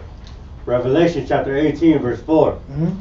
And I heard another voice from heaven saying, Come out of her, my people. Now listen, this chapter and verse is normally talked about or used talk about coming out of this world, coming out of America, coming out of Babylon, coming out of the mother of harlots, and sit back here and realign ourselves back to the Heavenly Father. And that's still true. But you can still take this concept to get us to understand to come out of that effeminate vibration that this world taught us, that our families taught us, that our broken homes developed us in. Because the Catholic Church, Babylon, this land right here, this country, it all pushes a feminine, weaker energy vibration. And it develops a spirit to not learn how to be accountable, to face his or her issues, to sit back and be accountable for their actions, and to stand by their word, and to have painstaking effort towards fighting the things inside of themselves. So we got to come out of these ways, these habits of how this society runs itself. Read on. Come out of her, my people, that ye be not partakers of her sins. If you don't want to sit back here and be partaker of this sinful lifestyle or that scarlet lifestyle that was talked about in Lamentations, what are you going to do to make those changes and adjustments? What we're going to do is show, we're going to get more specific about what mindsets we have to change to get re-in-line with the Heavenly Father. But this verse is letting us know, are you prepared to do the work to fix the things inside of you? Read on. That ye be not partakers of her sins, that ye receive not of her plague. Because this is the check. Do you want to sit back and make the kingdom or not? Us making the kingdom is predicated on how hard we work to fix these issues in our spirit. How hard we work to refix the damage that was done from our family, from our bad parenting, from our mothers and fathers, and our surroundings. So, we're going to let this verse go. Give me 1 Corinthians 6 and 9, sir.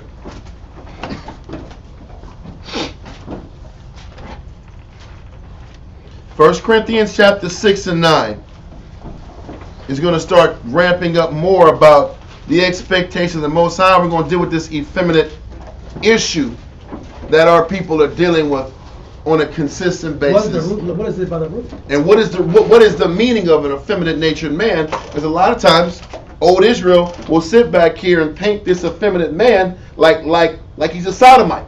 Yeah. And it's beyond that. It's so beyond that. The kingdom. But we already know that. Exactly. The funny thing is, read 6 and 9, and I'm going to explain it even more. So give me that 6 and 9. 1 Corinthians. I want to read the whole thing to prove a point, then we're going to go back up to the top again. Read that. 1 Corinthians 6 and verse 9. Know ye not that the unrighteous shall not inherit the kingdom? He's like, the unrighteous are not going to make the kingdom. If you're living wrong and you're not righteous, you're not making the kingdom, which is why we went to Revelations 18 and 4. Come out of her, my people. Right? Read on. Be not deceived, neither fornicate. Many individuals who change different beliefs and religions. Yeah. Right? Read on. Nor idolaters. Guys that can't put the Most High first. Yep. Most High always last. Yep. Read on. Nor adulterers. We know what that is too. Read on. Nor effeminate. So nor effeminate, but what's the next line? Nor abusers of themselves with mankind. Abuse of yourself with mankind. That's the sodomite. You look up that definition, abusers of themselves with mankind, that's the sodomite. So then what's the effeminate person then? Because a lot of times, the effeminate person, the effeminate man, is referred to as the guy that rolls like a woman. So, we're going to sit back here and get more specific as to what makes a man effeminate. So, let's get to the 1828 and start cooking. Matter of fact, we're not going to go 1828 yet. I went into another definition and found out this one. We know effeminate means, you can write this down, because this starts to hit now. Effeminate means womanish, right? Yeah. Womanish tendencies. The second definition is weak, but the third one bangs. The third definition of effeminate means uncertain affinity. Uncertain affinity. Now what's affinity? And what? Allegiance. Uncertain allegiance. How many times you sit back here and you do your job for the Most High and you question if you should be doing it? Wow. You sit back here, you're doing work in the Most High, and you got all these others, I don't know if I want to do this anymore.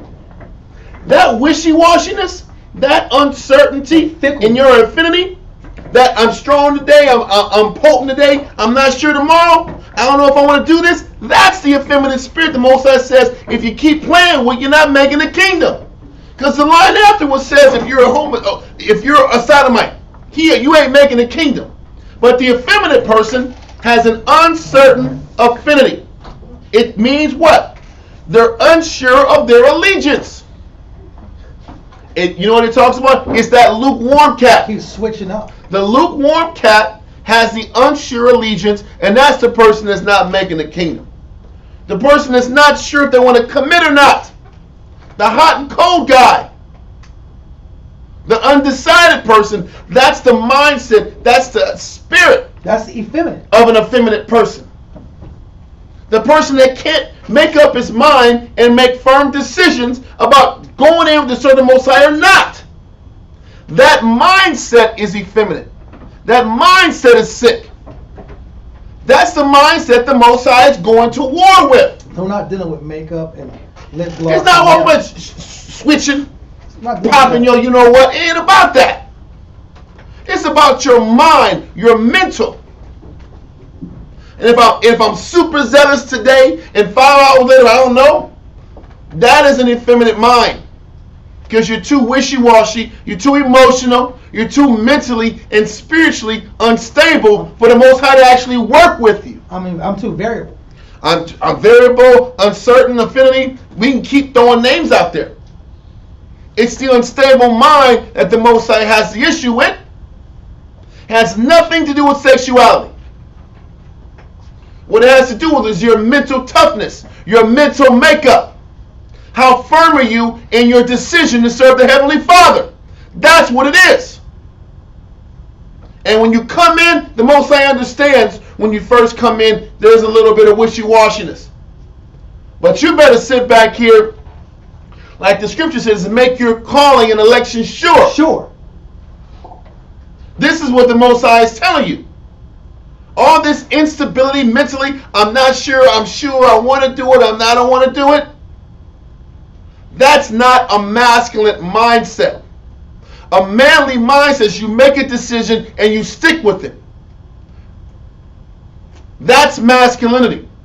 That's power. Start to finish. You finish what you start. Like David. Because that's the only way you get the lesson in life. You don't get lessons unless you say, I'm going to ride with this to get the understanding of this. People be like, I don't understand what's going on. Because you're in the middle. And you're not making a decision. Your consistency is predicated on what I'm seeing in the middle is to determine if I should keep pushing forward. But that's not a masculine spirit. A masculine spirit is I make a decision, I'm going to finish it, I'll learn the answer that way once I complete it. Moving forward. That's how you get the understanding. That's how you get mental and spiritual clarity when you finish it. It's the same thing with women. How many times they sit back here, you might have a bad month in your marriage. That tells you now to sit back here and go left? Because I had a bad couple weeks? We had a bad month, baby. But that's what men do. I have a bad couple months in the truth, and all of a sudden I have second thoughts.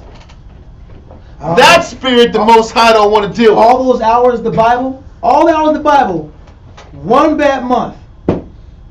No, I need to press the reset button in my life. Yeah. Maybe I need to be a welder. Con. A welder? Why a welder, bro? That's what brothers do, right? They go to plan B mode. Hard ass work, bro. They go to plan B world. Con. But that plan B is an effeminate mindset. Because you're never going to get the understanding the Most High has for you unless you firmly made a choice. I'm going to get the understanding. I'm going to look for the understanding. And there's no other plan Bs or other options. That's when the spirit of wisdom comes to you. So all that second guessing and unsurety, that is effeminacy. That's what you attack. So all the tough guys in Israel, be masculine in this arena. Don't be quitters. Don't look for escape hatches to get away from the goddamn battle. Be a man that way. Okay. Go to Ecclesiastes in the Apocrypha, chapter 13, verse 16. You go back to the top. I think you said 9. You went back to the top. No, we did. We got it. Go to Ecclesiastes chapter 13, verse 16 and 17. Ecclesiastes, the 13 and verse 16. Right? Yep. All flesh consorteth according to kind. That's what it's supposed to be. All flesh is supposed to consort to their own kind. Read on. And a man will cleave to his like. A man is supposed to cleave to his own like. There, a man can be judged and determined by the people you associate yourself with. But if my mind has uncertain affinities, guess what happens? I'm cleaving over here. I'm cleaving over here. I'm cleaving with the strength. I'm cleaving with the weakness. I'm cleaving with the strength. I'm cleaving with the weakness. Mixed bag. It's that mixed bag, it's that uncertain, it's that inconsistent mindset. I'm in today, I'm out tomorrow, I'm in today, the next day, I'm out for another couple weeks, I'm in for another couple weeks. And when I say in for a couple weeks, mentally all in. Yeah, mentally committed. Because some men physically leave and some men mentally check out. And that's just as bad. Am I going to be mentally committed in the battle, in the thick, from beginning to end? Sorry, I've been gone for a year. Right? Hell yeah. You haven't seen the real me for a year. I'm like, wow, it's been a year. That's horrible. It's been a whole year. So, but you expect the Most High to defend you? That's the catch. Did you expect the Most High to look after you? Just cut it off. Put it on vibrate. Do you expect the Most High to look after you and defend you with that mindset? He's telling you that mindset will not get you into the kingdom. You're waiting for a man to pull you out. So when I'm in the middle of my battle, first thing I got to fight is, listen, I got to fight these thoughts and want to quit. Why is it that I'm always inclined not to finish a goddamn thing? Let me deal with that. Let me study on why, when things get hard, I want to time out. I want to break. I want to get away. These are the things you should be studying on. Escape. Yeah, why are you always in a damn vacation? Why are you always looking for a mental vacation? Why can't you accept being in the thick of the battle and accept that's what it is? And I can't learn the lessons that I need unless I absorb and suck into the battle. Because that's what it takes. Read on. Ecclesiastes 13 and verse 17. What fellowship hath the wolf with the lamb? So the sinner with the godly. There's a lot of associations with the damn lamb and the damn the lamb and the wolf. When I want to be the wolf today, and I want to be the lamb in a week. You see the insanity that is? And the confusion that's brought about? My nature changes and varies too much. And that's the effeminacy. The hot and the cold. Because my motivations be changing. Exactly. But that motivation, that mindset, that inconsistency in the spirit and mind is what's effeminate in the man. So as we're growing up in rank and we're trying to get stronger in Christ and learn more, these are the issues that we as men have to attack and acknowledge and face. Why am I so mentally and spiritually inconsistent? Why are my goals and my desires always fluctuating? Why do I want to be here and this is the best thing since sliced bread for me, and then in 2 weeks I don't know, I might want to do something different? That's me. That's Israel. Am I lying? We're always like that. Our motivations swap and switch consistently. But we expect the Most High to defend us. And trust us when we're wishy-washy if your lady was like that, would you want to stick with her? I love you. I don't know. I hate you. I love you tomorrow. Like, what kind of craziness is that? How can you build with a spirit like that? By nature, you're going to be like, you know what, man? I might not let you go, but I'm like, I can't invest all this energy into you because I don't know what you're going to do. Can you see that? And can you see outside the Most High looks at us when we're spiritually and emotionally unstable? Now, we took a whole hour and a half to explain why we are what we are based on how we was raised. But what are you going to do? Are you going to come out of the world? Are you going to come out of that wishy-washy, uncommitted spirit? Is it mama's fault forever? Or how long is it going to be your family's fault or how you was raised fault?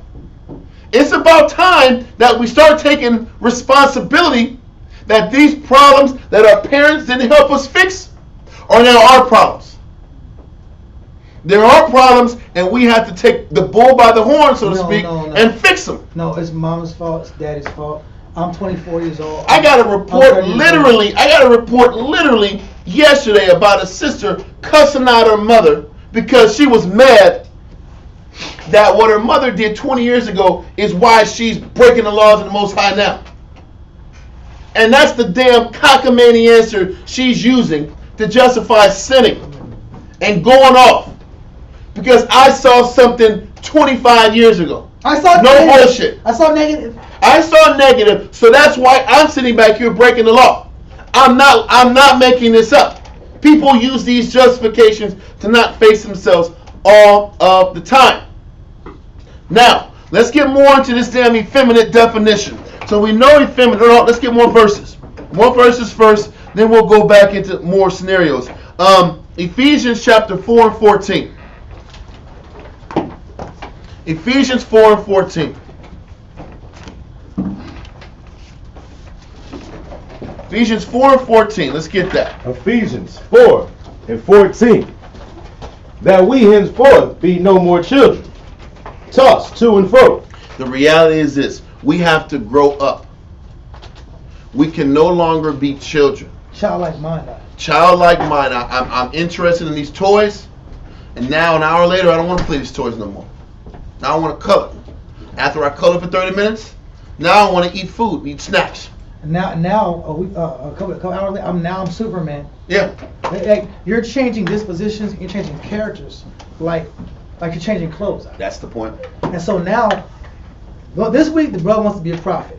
Next week he wants to be this super CEO. Then he wants to be a rapper. Then he wants to be a workout star. Then he wants to sit here and be the diet guy. It's diet. It's diet. It's the study guide next week. It's now Mac of the year. Yeah. I'm the greatest Mac to ever Mac. Then next week I'm gonna be celibate. I'm celibate now. Listen, what's going on? Listen, what the hell's going on? That is the truth, and you'll know it. You've heard this. Either you did it, or you heard conversations about it. I'm gonna be a Nazarite now. Or it's both. I'm gonna be a Nazarite. Listen, I'm saying. Listen, that's the point. I'm only speaking Hebrew next week. I'm only gonna speak Hebrew now. Like, bro, where are we going with this, bro? Yeah. You gotta pick a path and stick to it. That's the point, because the fluctuations is the very definition of an effeminate nature. That's what we have to understand. But you know, I'm saying that so that you understand where the battle is and where to focus and zero in your mind on. Because you'll sit back here. Scripture says, "Believe not every spirit," right? We're going to it, but we do. We believe every emotion that pops in our head. If the emotion is strong enough. Yeah, if it's strong enough. If it's strong enough, you believe it. Nobody cares about You're the me. sucker. Nobody cares. Nobody loves me. It's like with that dog chasing his own tail out. With his burning energy, wasting time, getting nothing accomplished. Go in circles. Stop. Go the other way. The whole world show you Stop. love. The whole world invests in you for hours and hours and hours and hours and hours. And then one bad thing happens. You never cared. That happens all the time too. I get a rip saying that. Oh, you never cared about me. I get that one. Cause that's their kind of their nature. That's effeminate. You know it's wrong. We're gonna go there. Okay. Listen. Let's finish this out. Yeah. Then we'll talk. We at least today got to get through the definitions. God. I think that's the best we'll get. And there's a crap ton more verse to go through. So Ephesians 4 and 14. God. Ephesians 4 and 14. That we henceforth be no more children, tossed to and fro, and carried about with every wind of doctrine. What we're going to show later on is that the only people that are allowed to be effeminate are children and women. Men aren't allowed to be effeminate. Children and women can be effeminate. Children and women can be in a position where they can sit back here, where they can be led, or you can lead the wife and the child. Men can't be like that. We can't be all everywhere. We can't be changing emotions and feelings and characters and passions every couple of weeks. We don't get that luxury because that's what justifies us being a man. We're going to be all emotionally torn. You think it's just the fact that we got jumped that determines us being men? That's what men like. Kind of. Kind of, sort of. We think because we have some stuff downstairs, that justifies us being men. What makes us men is supposed to be our fortitude, our mental consistency, the ability to not give in to every spirit and thought and emotion, and not switch affinities when it suits us. To change allegiances. Change allegiances. Most not good today. Exactly. Now it's team me. Then after you go through team me, it's team thee. Exactly. I love the Most High now, or I'm not getting anything out of this. I gotta do something. I'm telling you, this is our people, and this is the one of the number one issues that our men deal with.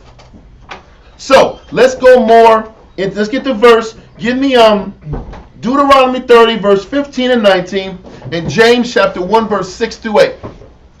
Deuteronomy chapter 30, verse 15. Deuteronomy 30 and 15 and 19. And somebody that's going to be James 1, verse 6 through 8. Then we'll finish up with some more definitions. Deuteronomy 30 and 15. No, it's 30, sir. Oh, word. 1 second, sir. God. Okay, read that, sir. Deuteronomy 30. See, I have set before thee this day life and good, and death and evil.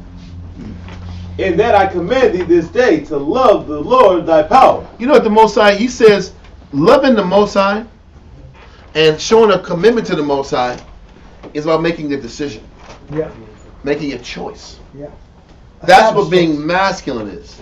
It's making a 15. 30 in verse 15, and then we're jumping to verse 19. But the point is that masculinity is about making a firm decision one way or the other. I decided. It's not playing a wishy-washy play. If I'm going to serve the Most High, then damn it, I'm going to serve the Most High. Win, lose, or draw, this is the damn lot I chose in life. Ultimately, that's what he's looking for. Make a firm decision, choose. That's masculine. This is why the Most High sits back here and gets so mad at the lukewarm spirit. And why is he going to spit him out? He can't build with somebody that's uncertain. An uncertain mindset is a feminine spirit that can't be trusted. Make a choice, right or wrong. Take all the good and the bad that comes from making the right choice, or take all the good and the bad with living the left-hand side. Why play with it? You water down your potency either way. If you're going to be about the word, then goddamn, don't be the guy in the world with the good heart. Then be a goddamn dog, take advantage of people, steal, rob, connive, make your bread. You made your decision. Or live a life of righteousness and deal with the blessings and consequences that come from living the right-hand side. Stop teeter-totter in the middle thinking you're doing something. You're clever. You're not clever, you're effeminate. You got two lives out. Continue. Deuteronomy 30 and verse 19. I call heaven and earth to record this day against you, that I have set before you life and death, blessing and cursing. Therefore choose life, that both thou and thy seed may live. This is about making a choice, and that's what connect to the Most High is, and that's what tapping into your power is. Make a choice. That's how you please Him, and that's how you eliminate that wishy-washy, inconsistent mindset that really is watering you down. Multiple characters, multiple costumes, Yep. multiple thoughts, multiple agendas, multiple mindsets, Cut multiple it. personalities. Listen, accept the good and the bad that comes from living this life. Or accept the good and the bad that comes with the flesh. Make your choice so the Most High can properly judge you like He's going to properly judge everybody else. Everybody that's in the middle is going to get pushed to the side regardless. Somebody give me that, Revelations. But while we're getting that, give me James. James chapter 1, 6. Yep. While we're getting that lukewarm verse, we're going to finish up in James. 17. Is it 17? Or 16? I think it's 3 and 15. I think. I could be wrong. No, well, where we're at now is James 1, verse 6 through 8. James chapter 1 verse 6. Whenever you're ready. I'm not ready yet. It's 15 and 16. That's what I figured. All right, let's do it. James chapter 1 verse 6. But let him ask in faith, nothing wavering. Mm-hmm. For he Listen, that that's the thing. When you're approaching the Most High, when you're asking for something, the Most High is first of all going to ask you or ask Himself and look at you like, is this a wavering dude? Is he an inconsistent-minded guy? Is his affinities always wavering? Are his passions changing? Are his priorities changing? Is his reason for being here always tweaking and adjusting? Is he 1,000% Heavenly Father, Jesus? And then in a couple weeks, he's not so much so? That's what he's looking for. Am I rolling effeminate or not? Read on. For he that wavereth is like a wave of the sea driven with the wind and tossed. Tossed. And that means this person can't be trusted. This person is inconsistent. And like they call the sea is extremely what? Volatile. And if that sea is volatile, mankind with uncertain affinities are volatile. And you can't trust them. You can't build with them. And more specifically, the Most High can't bless you until you even out and become stable. And then it's the problem, brothers. Like, well, don't they tell you even when it's bad, when the waters are too crazy? Are you supposed to send your boats out there in these storms? No, don't even go out here in the ocean because you can't trust the waves. You can't trust the sea. You go out on the sea when it's stable and it's calm and it's clear. Same thing with mankind. I'm not going to work with this cat when he's unstable. This is why so many young men don't get blessed off rip with significant blessings. It tells you that even in Ecclesiastes 4, how the Most High says he has to try the spirit, and the wisdom becomes what? Able to trust his soul. But the wisdom is what? He says, what does it say in Ecclesiastes 4? We don't have to read it, but it says wisdom will walk a person through crooked paths. The paths are crooked because you keep bucking through the process. Your allegiances and your affinity is always uncertain. That's what makes the path crooked, because you're crooked. Because you haven't accepted the path the Most High has intended for you. You don't start seeing the results until you accept the path that you're on. That is the why. That's the answer to why I'm struggling, why I'm up and down, why I'm happy and sad and then angry all at the same damn time. Because I haven't accepted the path the Most High has aligned for me. Simple as that. Okay, finish James chapter 1 verse 7. For let not that man think that he shall receive anything of the Most High. This is why the Most High don't bless the individual who's rolling effeminate, who has these uncertain affinities, because you're not proven. You haven't proven to the Most High you're not going anywhere. Because you switch up as soon as the battle changes or gets harder, or you're in a challenging portion of your life. I'm going there. God, that's the point. You got to prove to the Most High you're not going anywhere, and that your mind can be trusted, and that your allegiance can be trusted, and that your affinity can be trusted. Once you prove that, then it's smoother sailing, and then you start seeing the light at the end of the tunnel. But you're not going to see the light if you haven't proven the Most High that you're not going anywhere. As long as that doubt's in the back of your mind, you have a bumpy ass ride in front of you. You got a crooked path waiting for you because you ain't made your choice. And it's better to keep the path crooked to get your ass out of here than sit back here and bless you and reward you for something that you didn't earn. And that's the point. You got to earn the stability, earn the blessing by saying, I'm not going nowhere, ride or die, I'm here. Then everything lightens up. The acceptance comes first. Okay. Verse 8. James chapter 1 verse 8. A double-minded man is unstable in all his ways. Which means the Most High can't build with you because you're so mentally unstable, which means your affinities are always uncertain, inconsistent, unpredictable. Most High can't develop a person and work with an effeminate man because he's unpredictable. That's what makes a man effeminate. Okay, now we're going to go into another definition of effeminate. We went into the definitions earlier. It was womanish, weak, uncertain affinity. Another definition of effeminate that really hit me was the word tender. That messed me up. Because when you sit back here and look at the definition of a man and he's tender, and you sit back here and you go into the definition of tender, we need to, and it's not the damn website, not the app. That's not the tender we're talking about, B. We're going to sit back here. Was that at? No. That tender Let it got go. me, alright. That's hilarious. I was like, wow, who's laughing over there? Right? Okay, so tender. We're gonna go definition 1, 2, and 3. Can somebody get the 1828 for I me? got it. Tender. A small vessel employed. In the 1828? That's 828. That's the first one. Tender. So No, the one that's above not- that is one that attends or takes No, care no, of. no, that's not it. Yeah, I got it. That's not it. On Soft. 1828? Stop. You said one, right?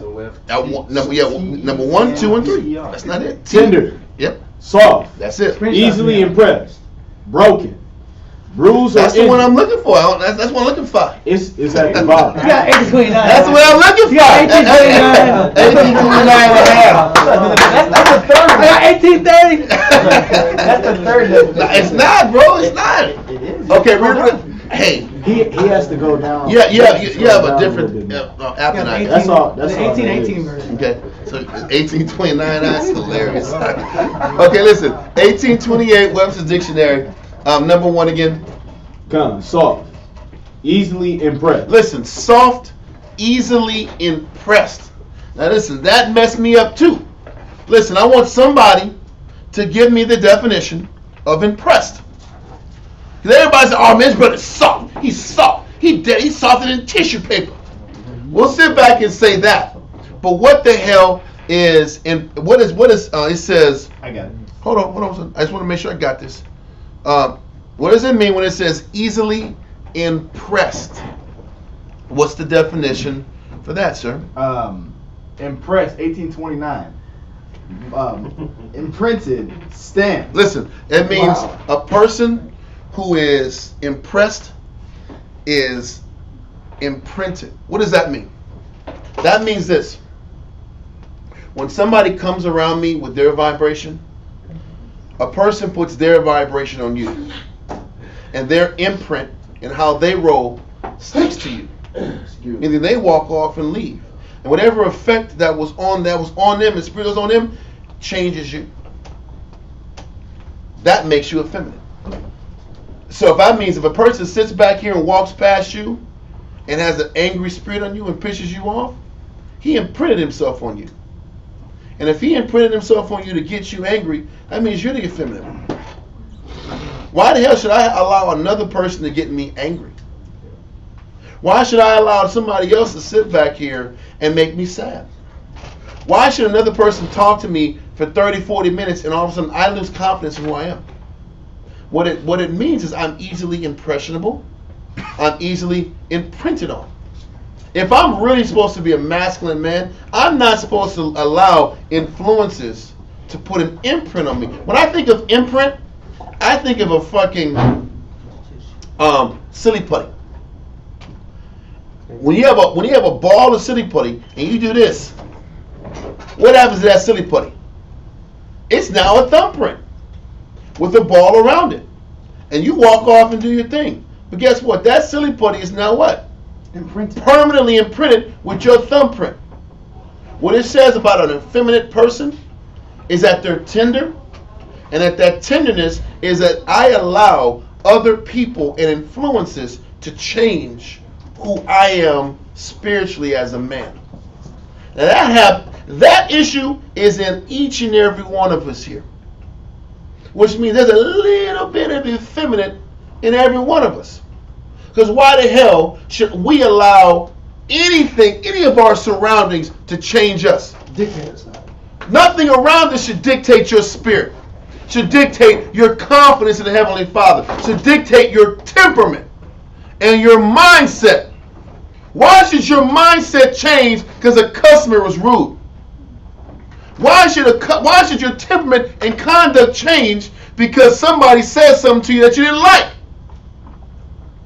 Why should your faith in the Most High dwindle because you're tired? Why should my surroundings or my lust change and put an imprint on who I am as a man in Christ?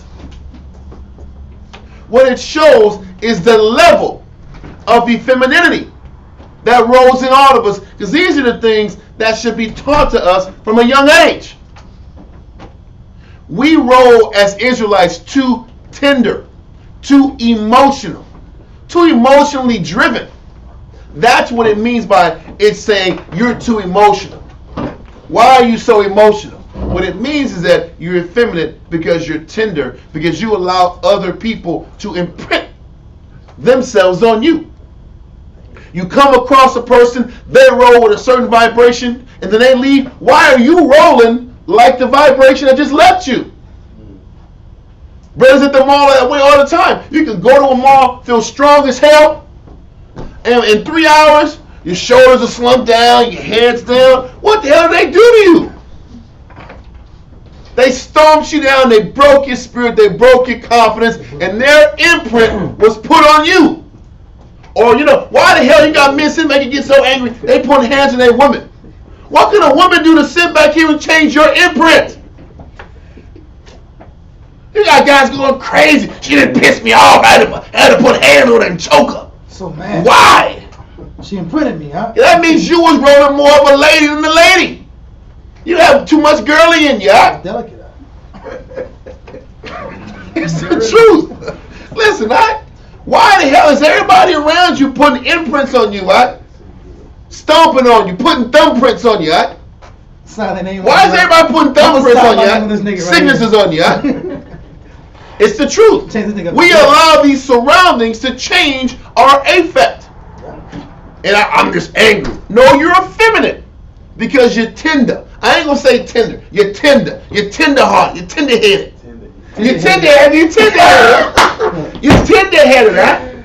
Because you allow 1,000 imprints to change your personality in a week's time. In a week, like, who is this person? Yeah, all these thumbprints in this damn Play-Doh, right? It's 40 thumbs in your damn spirit, right? Putting their imprint in you, right? I don't know what's wrong. I'm tripping the head. Because you're mentally unstable because you allow your surroundings to dictate who you are as a man. Why should a man's statement, his post, his communication, how a person looks at you change your imprint? What you gonna say? It's gotta be sharp. No, but what I was gonna say is like, there's some dudes that'll do women like that, but then when you get upset with that dude down the street, this gangster, you won't do him like that. Then you get another type of person. It don't matter if it's woman or man. If they're gonna do it, they're gonna do it. And what it is, it just shows that our people are sick and effeminate. Right. Because we allow our surroundings to dictate who we are because we're tender spirited. So once again, we got impressed, meaning what? Imprinted. Mm-hmm. Stamped. Stamped. Marked by pressure. You know, when pressure hits you, you crumble. When pressure comes on you, now you're imprinted and you fold.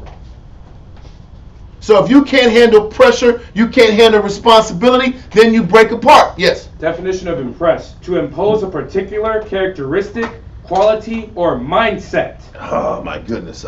To be impressed, that means when another person's mindset affects your mindset.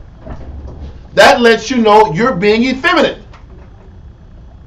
And listen, brother, everybody in this goddamn room is guilty of that. That's what we should be sitting back here focusing on fixing. Another person's mindset, another person's schisms shouldn't affect your faith, your continence, your mindset towards serving the Heavenly Father. And now my whole trajectory of my life has changed. Yeah. I've completely changed my life purpose. Yeah. Because a person pissed me off. This guy is always got to live in a certain way. All of a sudden, that happened. You see a person making a little money. Oh, I don't know if this is for me. This person changed their trajectory in life. Their whole life. I'm talking about like their life trajectory. Like like this, like 2 months ago, you were this was your life trajectory. It's like, damn, homie, in high school you was the man, homie. Yeah, I'm over here now. What the hell happened to you? Listen, bro, I saw something I should have saw, and now my trajectory in life has changed. That's I'm going insane. This way. That's weak. Just because of the influence of a person? You change your life trajectory. Just because you allow somebody to imprint himself on you. Mood is one thing, and that's still feminine. Life trajectory, huh? That's whack, bro. That's whack. And that's the point. Does the imprint have to be negative? I'm going to say this. If it goes against the scriptures, it shouldn't imprint you anyway. Come on. That means a whole lot of goddamn imprints coming on you, huh? Listen, if it's not geared towards building your spirit up, building your trajectory, going to serve the Most High, then it's a bad imprint. Good. If I'm around people, and listen, if I'm around a bunch of people and I start thinking like them, that means you're an effeminate cat. Your whole personality's changing. Why? Who were you last? Like 5 minutes ago, you were this person. That's our point. And when I just left, like 3 hours later, you're another dude. That means your spirit is weak. And because you allow too many influences to change who you are. Does that make sense? Does everybody understand what we're talking That's the about? true meaning Of being effeminate. We're not, because people think it's just wearing pumps out. Yeah. You know what? Somebody influenced you to wear those pumps. Yeah. Well, he wore it. Why can't I wear it? Exactly. He's taller now. That's a false flag. But Brother. that's people are too easily Impressed. offended, impressed, imprinted. They change their life trajectories. And people are impressed. People are imprinted and impressed by pressure. Because that's what it said. Pressure is what breaks the man and folds him. So with the Most High, listen, man, you're breaking because you can't take pressure.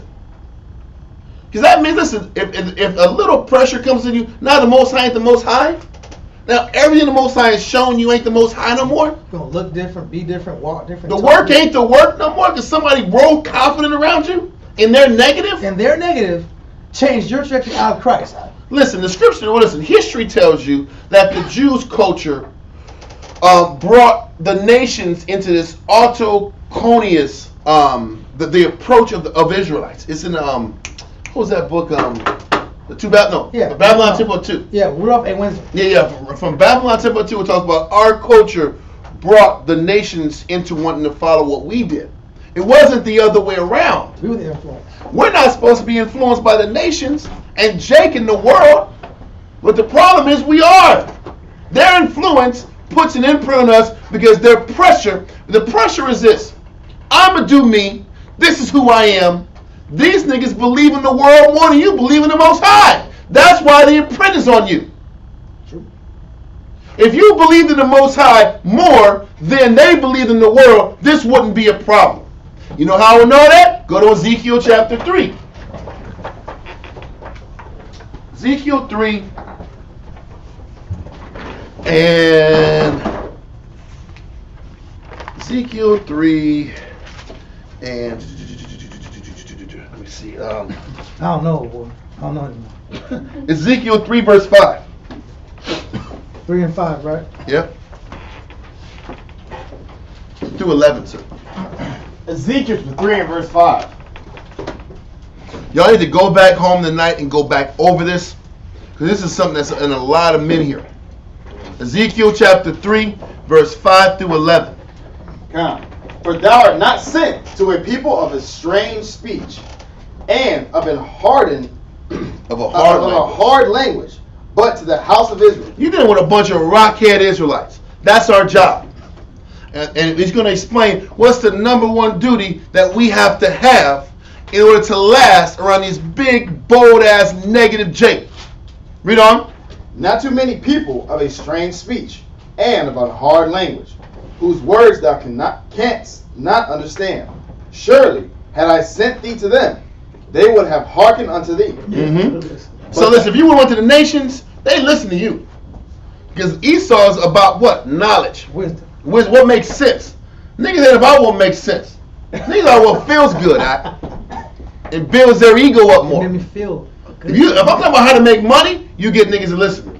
That's why that Kemet shit always picks up. Yeah. They'll talk Kemet, Black Bank. Ooh, money with kings. With Black Bank is what we need. Let's put the black dollars, into the Black Bank. You dig? Put the money back into the community. Yes, you get a whole bunch of bullshit. Horus, Osiris, Black Bank. Oh, that's what you get with Israel, right? When you throw prosperity and bread into Israel, they lose their damn brains. Simple. That's what niggas want to hear out.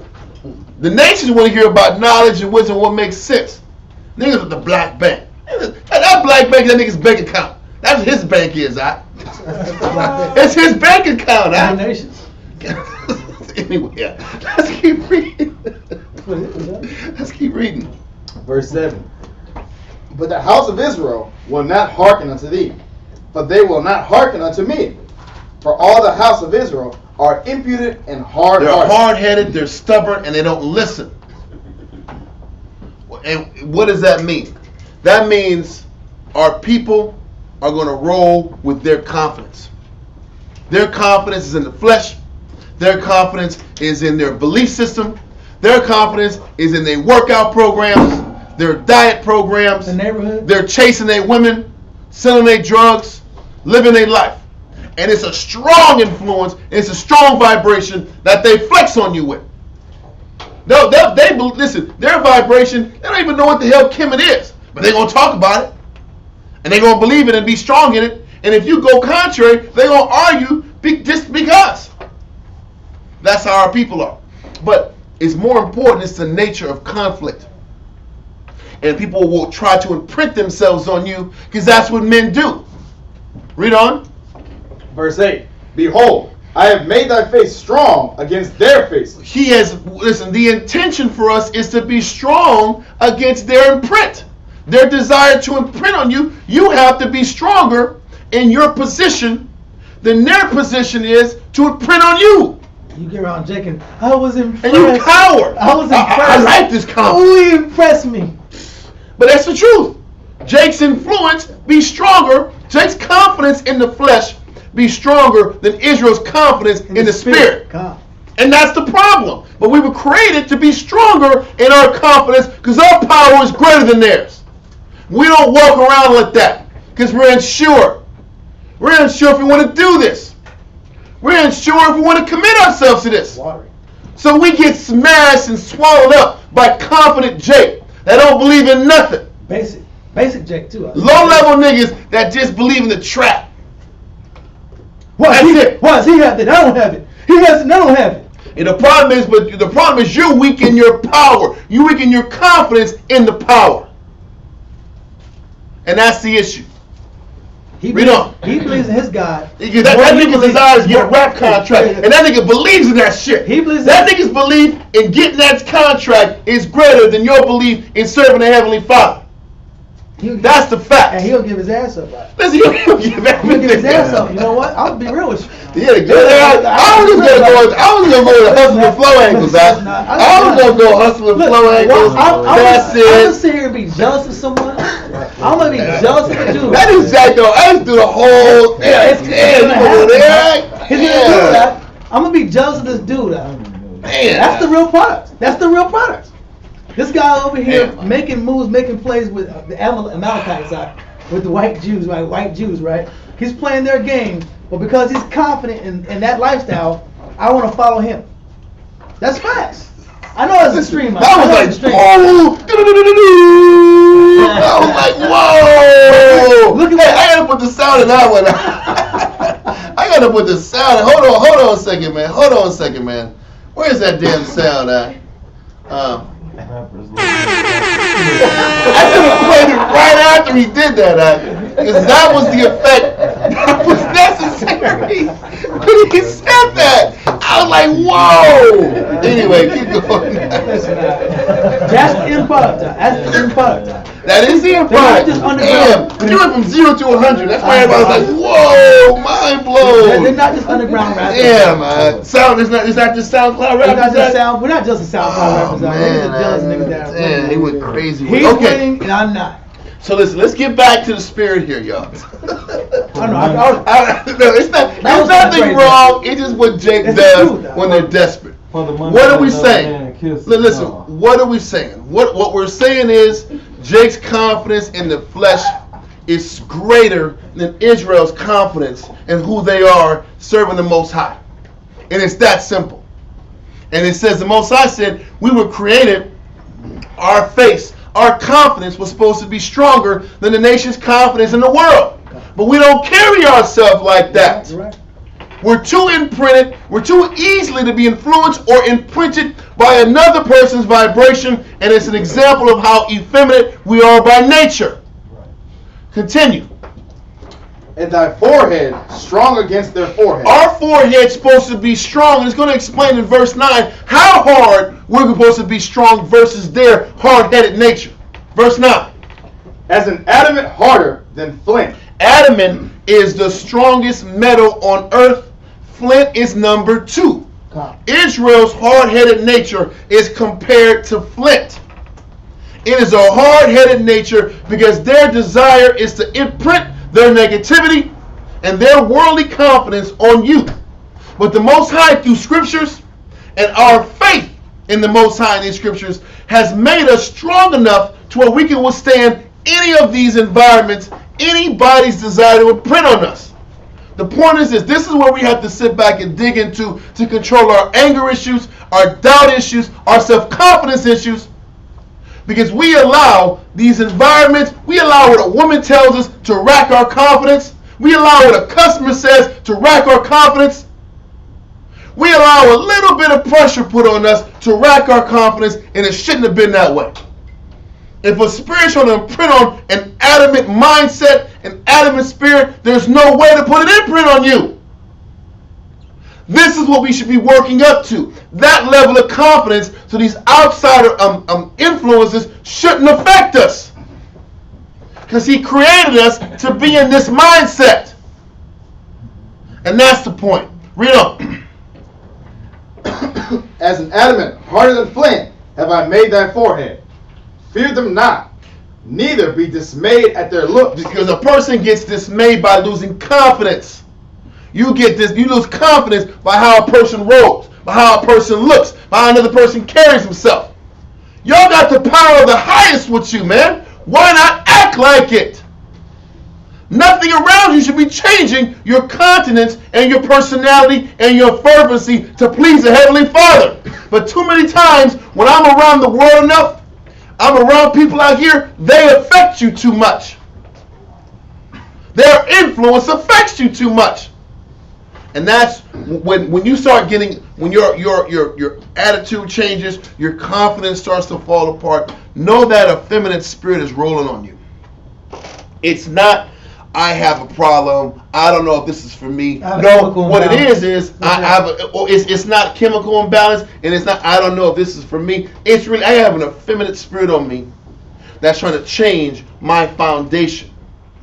And then you have to sit back as a man and do inventory of your spirit and ask yourself, how long can I last without allowing people to imprint themselves on me, without allowing influences to imprint themselves on me, and make a goal of not allowing your environment to imprint on you for longer stretches. If it starts off with 2 weeks, bust your ass and make it a month without being imprinted on. Then you can sustain a month without being imprinted. Make it a month and a week, a month and a half. Get to 2 months. We're all fighting battles, whether it's men or women. There's different levels of femininity in all of us. Yeah, negative women get around our women at the job market, and all of a sudden they come home different. Yeah, you get these bossy control women at the job, and all of a sudden your rib got her own house, she got her own car, and she can't be told nothing. She's a feminist now. Exactly. Come home and she's a whole different. It happens all the time. That lets you know how spiritually unstable your rib is and you. I'm dealing with the men because it starts with you. This is why I'm dealing with the men. Hold that verse. We're going back to it. Go to Deuteronomy 28 and 56.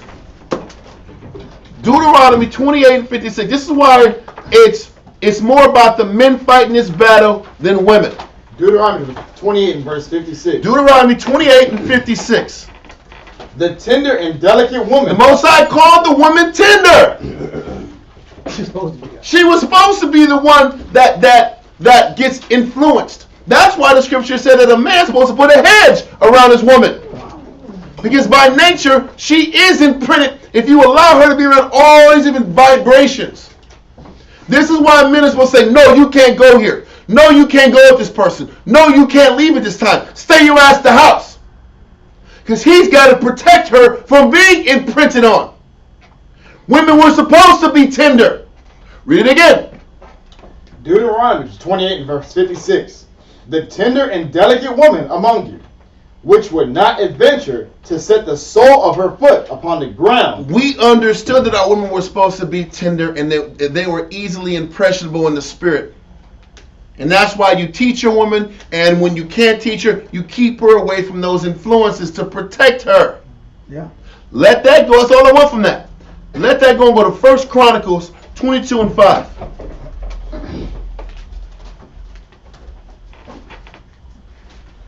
First Chronicles 22 verse 5. Ready? Yep. And David It's said, Chronicles, CHRON. Yeah, N. 22 and 5. Read that. and David said, Solomon, my son is young and tender. And the My son Solomon is young and tender. Young boys can be tender. Young children can be tender. Because they're going to be easily imprinted on, easily influenced. Women and children are tender. But when you're a grown-ass goddamn man, you can't be tender no more. You can't be effeminate when you're a grown-ass man. Children and babies are tender. Not men. Women and children are allowed to be influenced. We can't. This is what justifies us to be the head of the household and leaders of men. Let that go. Go to 1 Corinthians 13 and 11.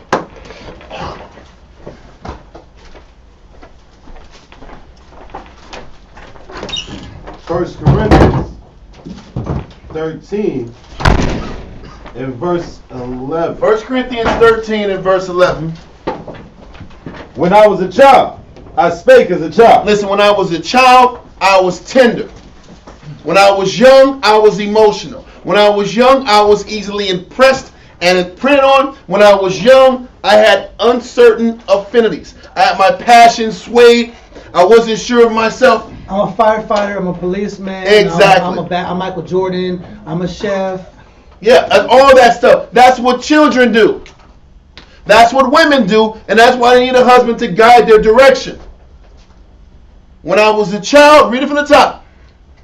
1 Corinthians 13 and 11. When I was a child, I spake as a child. I understood as a child. I thought as a child. Mm-hmm. But when I became a man, I put away childish things. I mean, I put away childish things. I put away effeminate things. I put away tender thinking. I put away that effeminate nature. I stopped changing values. I started choosing a path, choosing a mindset, choosing a direction. This is my trajectory. And this is who I am. And I'm going to take all the ups and the downs and accept the good and the bad so I can be the greatest in this arena. And weren't wishy-washy and uncertain and operating in the spirit of being uncertain. Do y'all understand? God. Okay, let that verse go. Go to 2 Esdras, chapter 14, verse 14 and 15.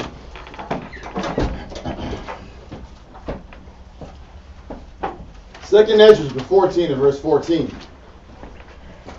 Right? And 15. Okay, 15. All right. All right. All right, all right, all right. All right. Verse 14.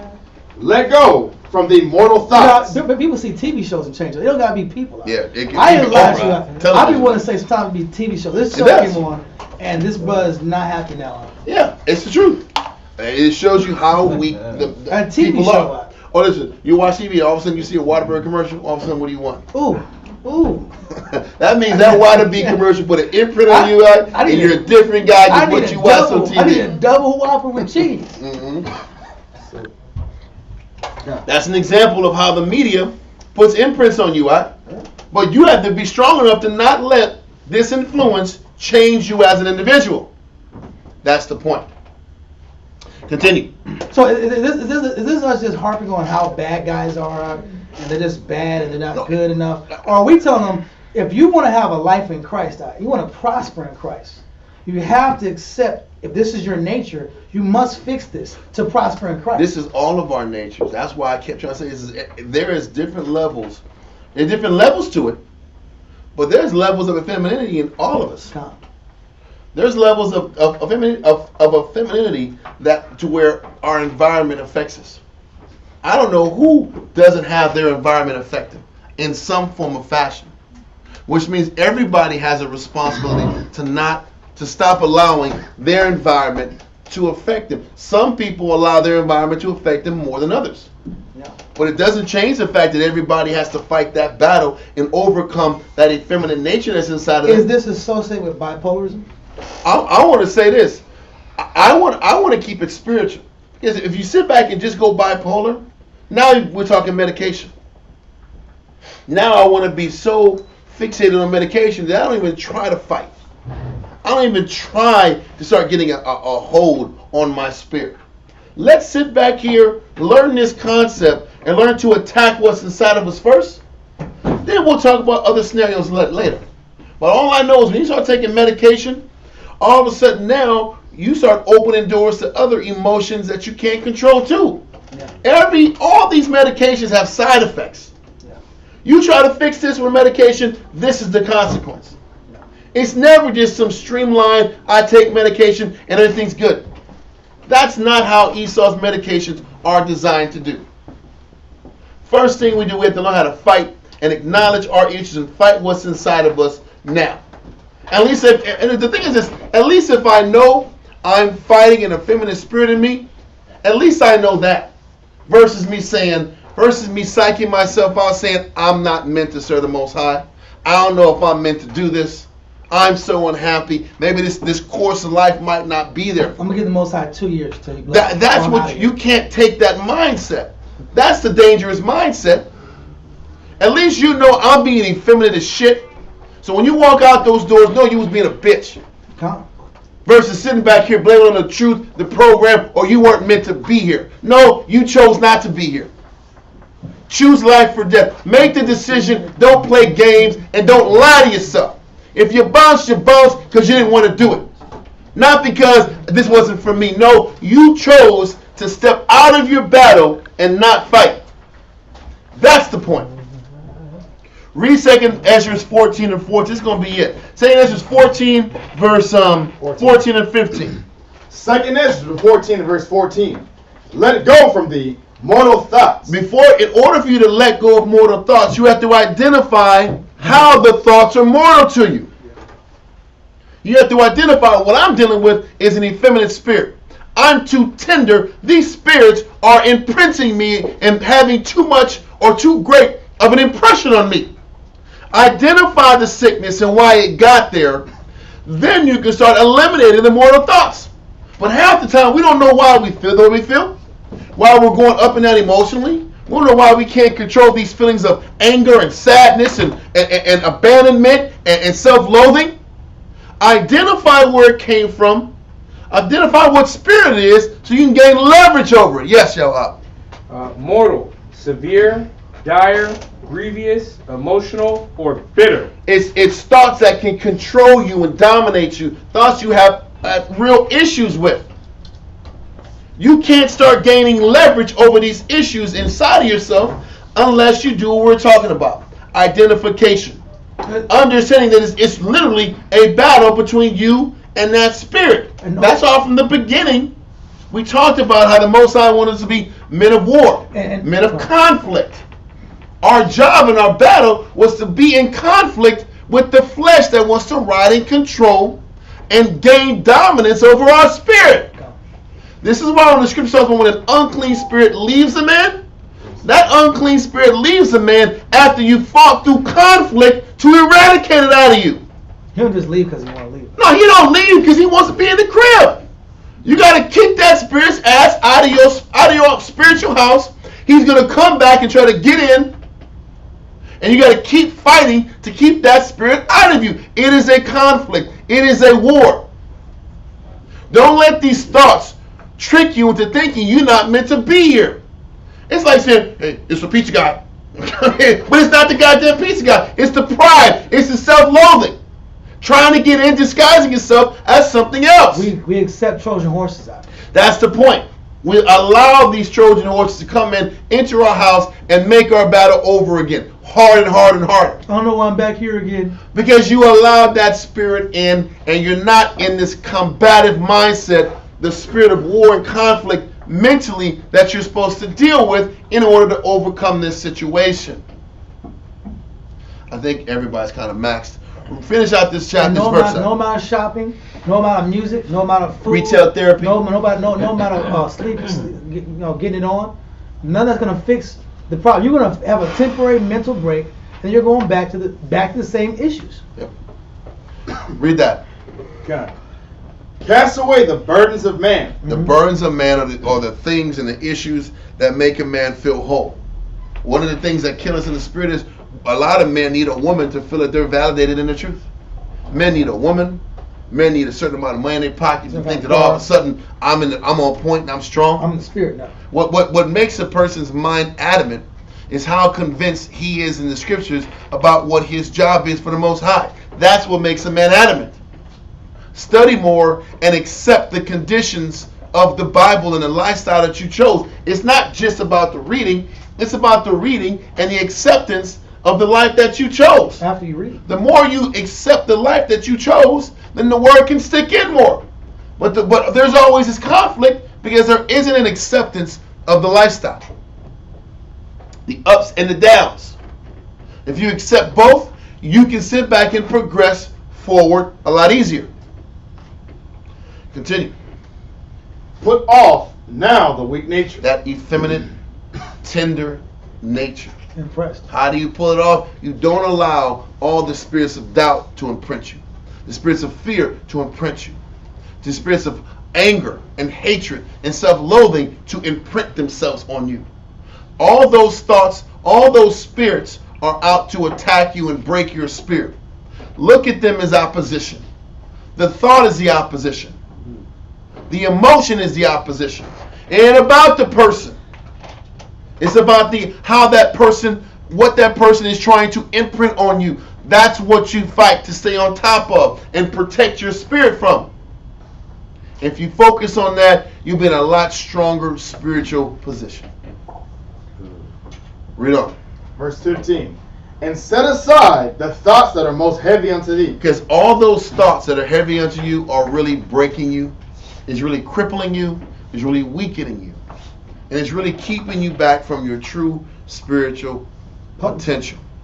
And we're going to start it off on the next class for next week, but 1 John chapter 4:1 says, believe not every spirit.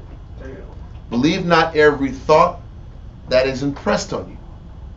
Believe not every energy and vibration that's imprinted on you. Don't believe it. Don't trust it. Don't trust every sensation that pops in your head. The scripture says, cursed is he that makes flesh his arm. You're not supposed to trust your heart. The scripture says the heart is wicked above all things. So why am I trusting my feelings and emotions? If the feeling says I'm not good enough, I'm gonna believe because the feeling said it. And that shows our level of tenderness and femininity. We allow our feelings to dominate and control us. Do you understand? Are there any questions? Did we finish that verse up? Keep going. And set aside the thoughts that are most heavy unto thee, and haste thee to flee from these times. And haste thee to flee from those battles and scenarios where these forces are trying to imprint themselves on you. But you haste through it by standing firm and not giving in to these forces coming at you. What was that out? Scripture says flee sin. That's what flee like sin. from a serpent. Like the face of an adder or a serpent, right? Mm-hmm. So I'm not supposed to keep putting myself in situations. If I feel like I can't handle this, I can't handle this person's influence, block these people till you strengthen your spirit. Got it. Are there any other questions? With that, we're going to shut it down. It's almost 11. Listen, Tawada for tuning in, everybody online. Tawada again. We'll see y'all on, Shams want to be in class on Wednesday. Love y'all. Talk to y'all soon. Shalom.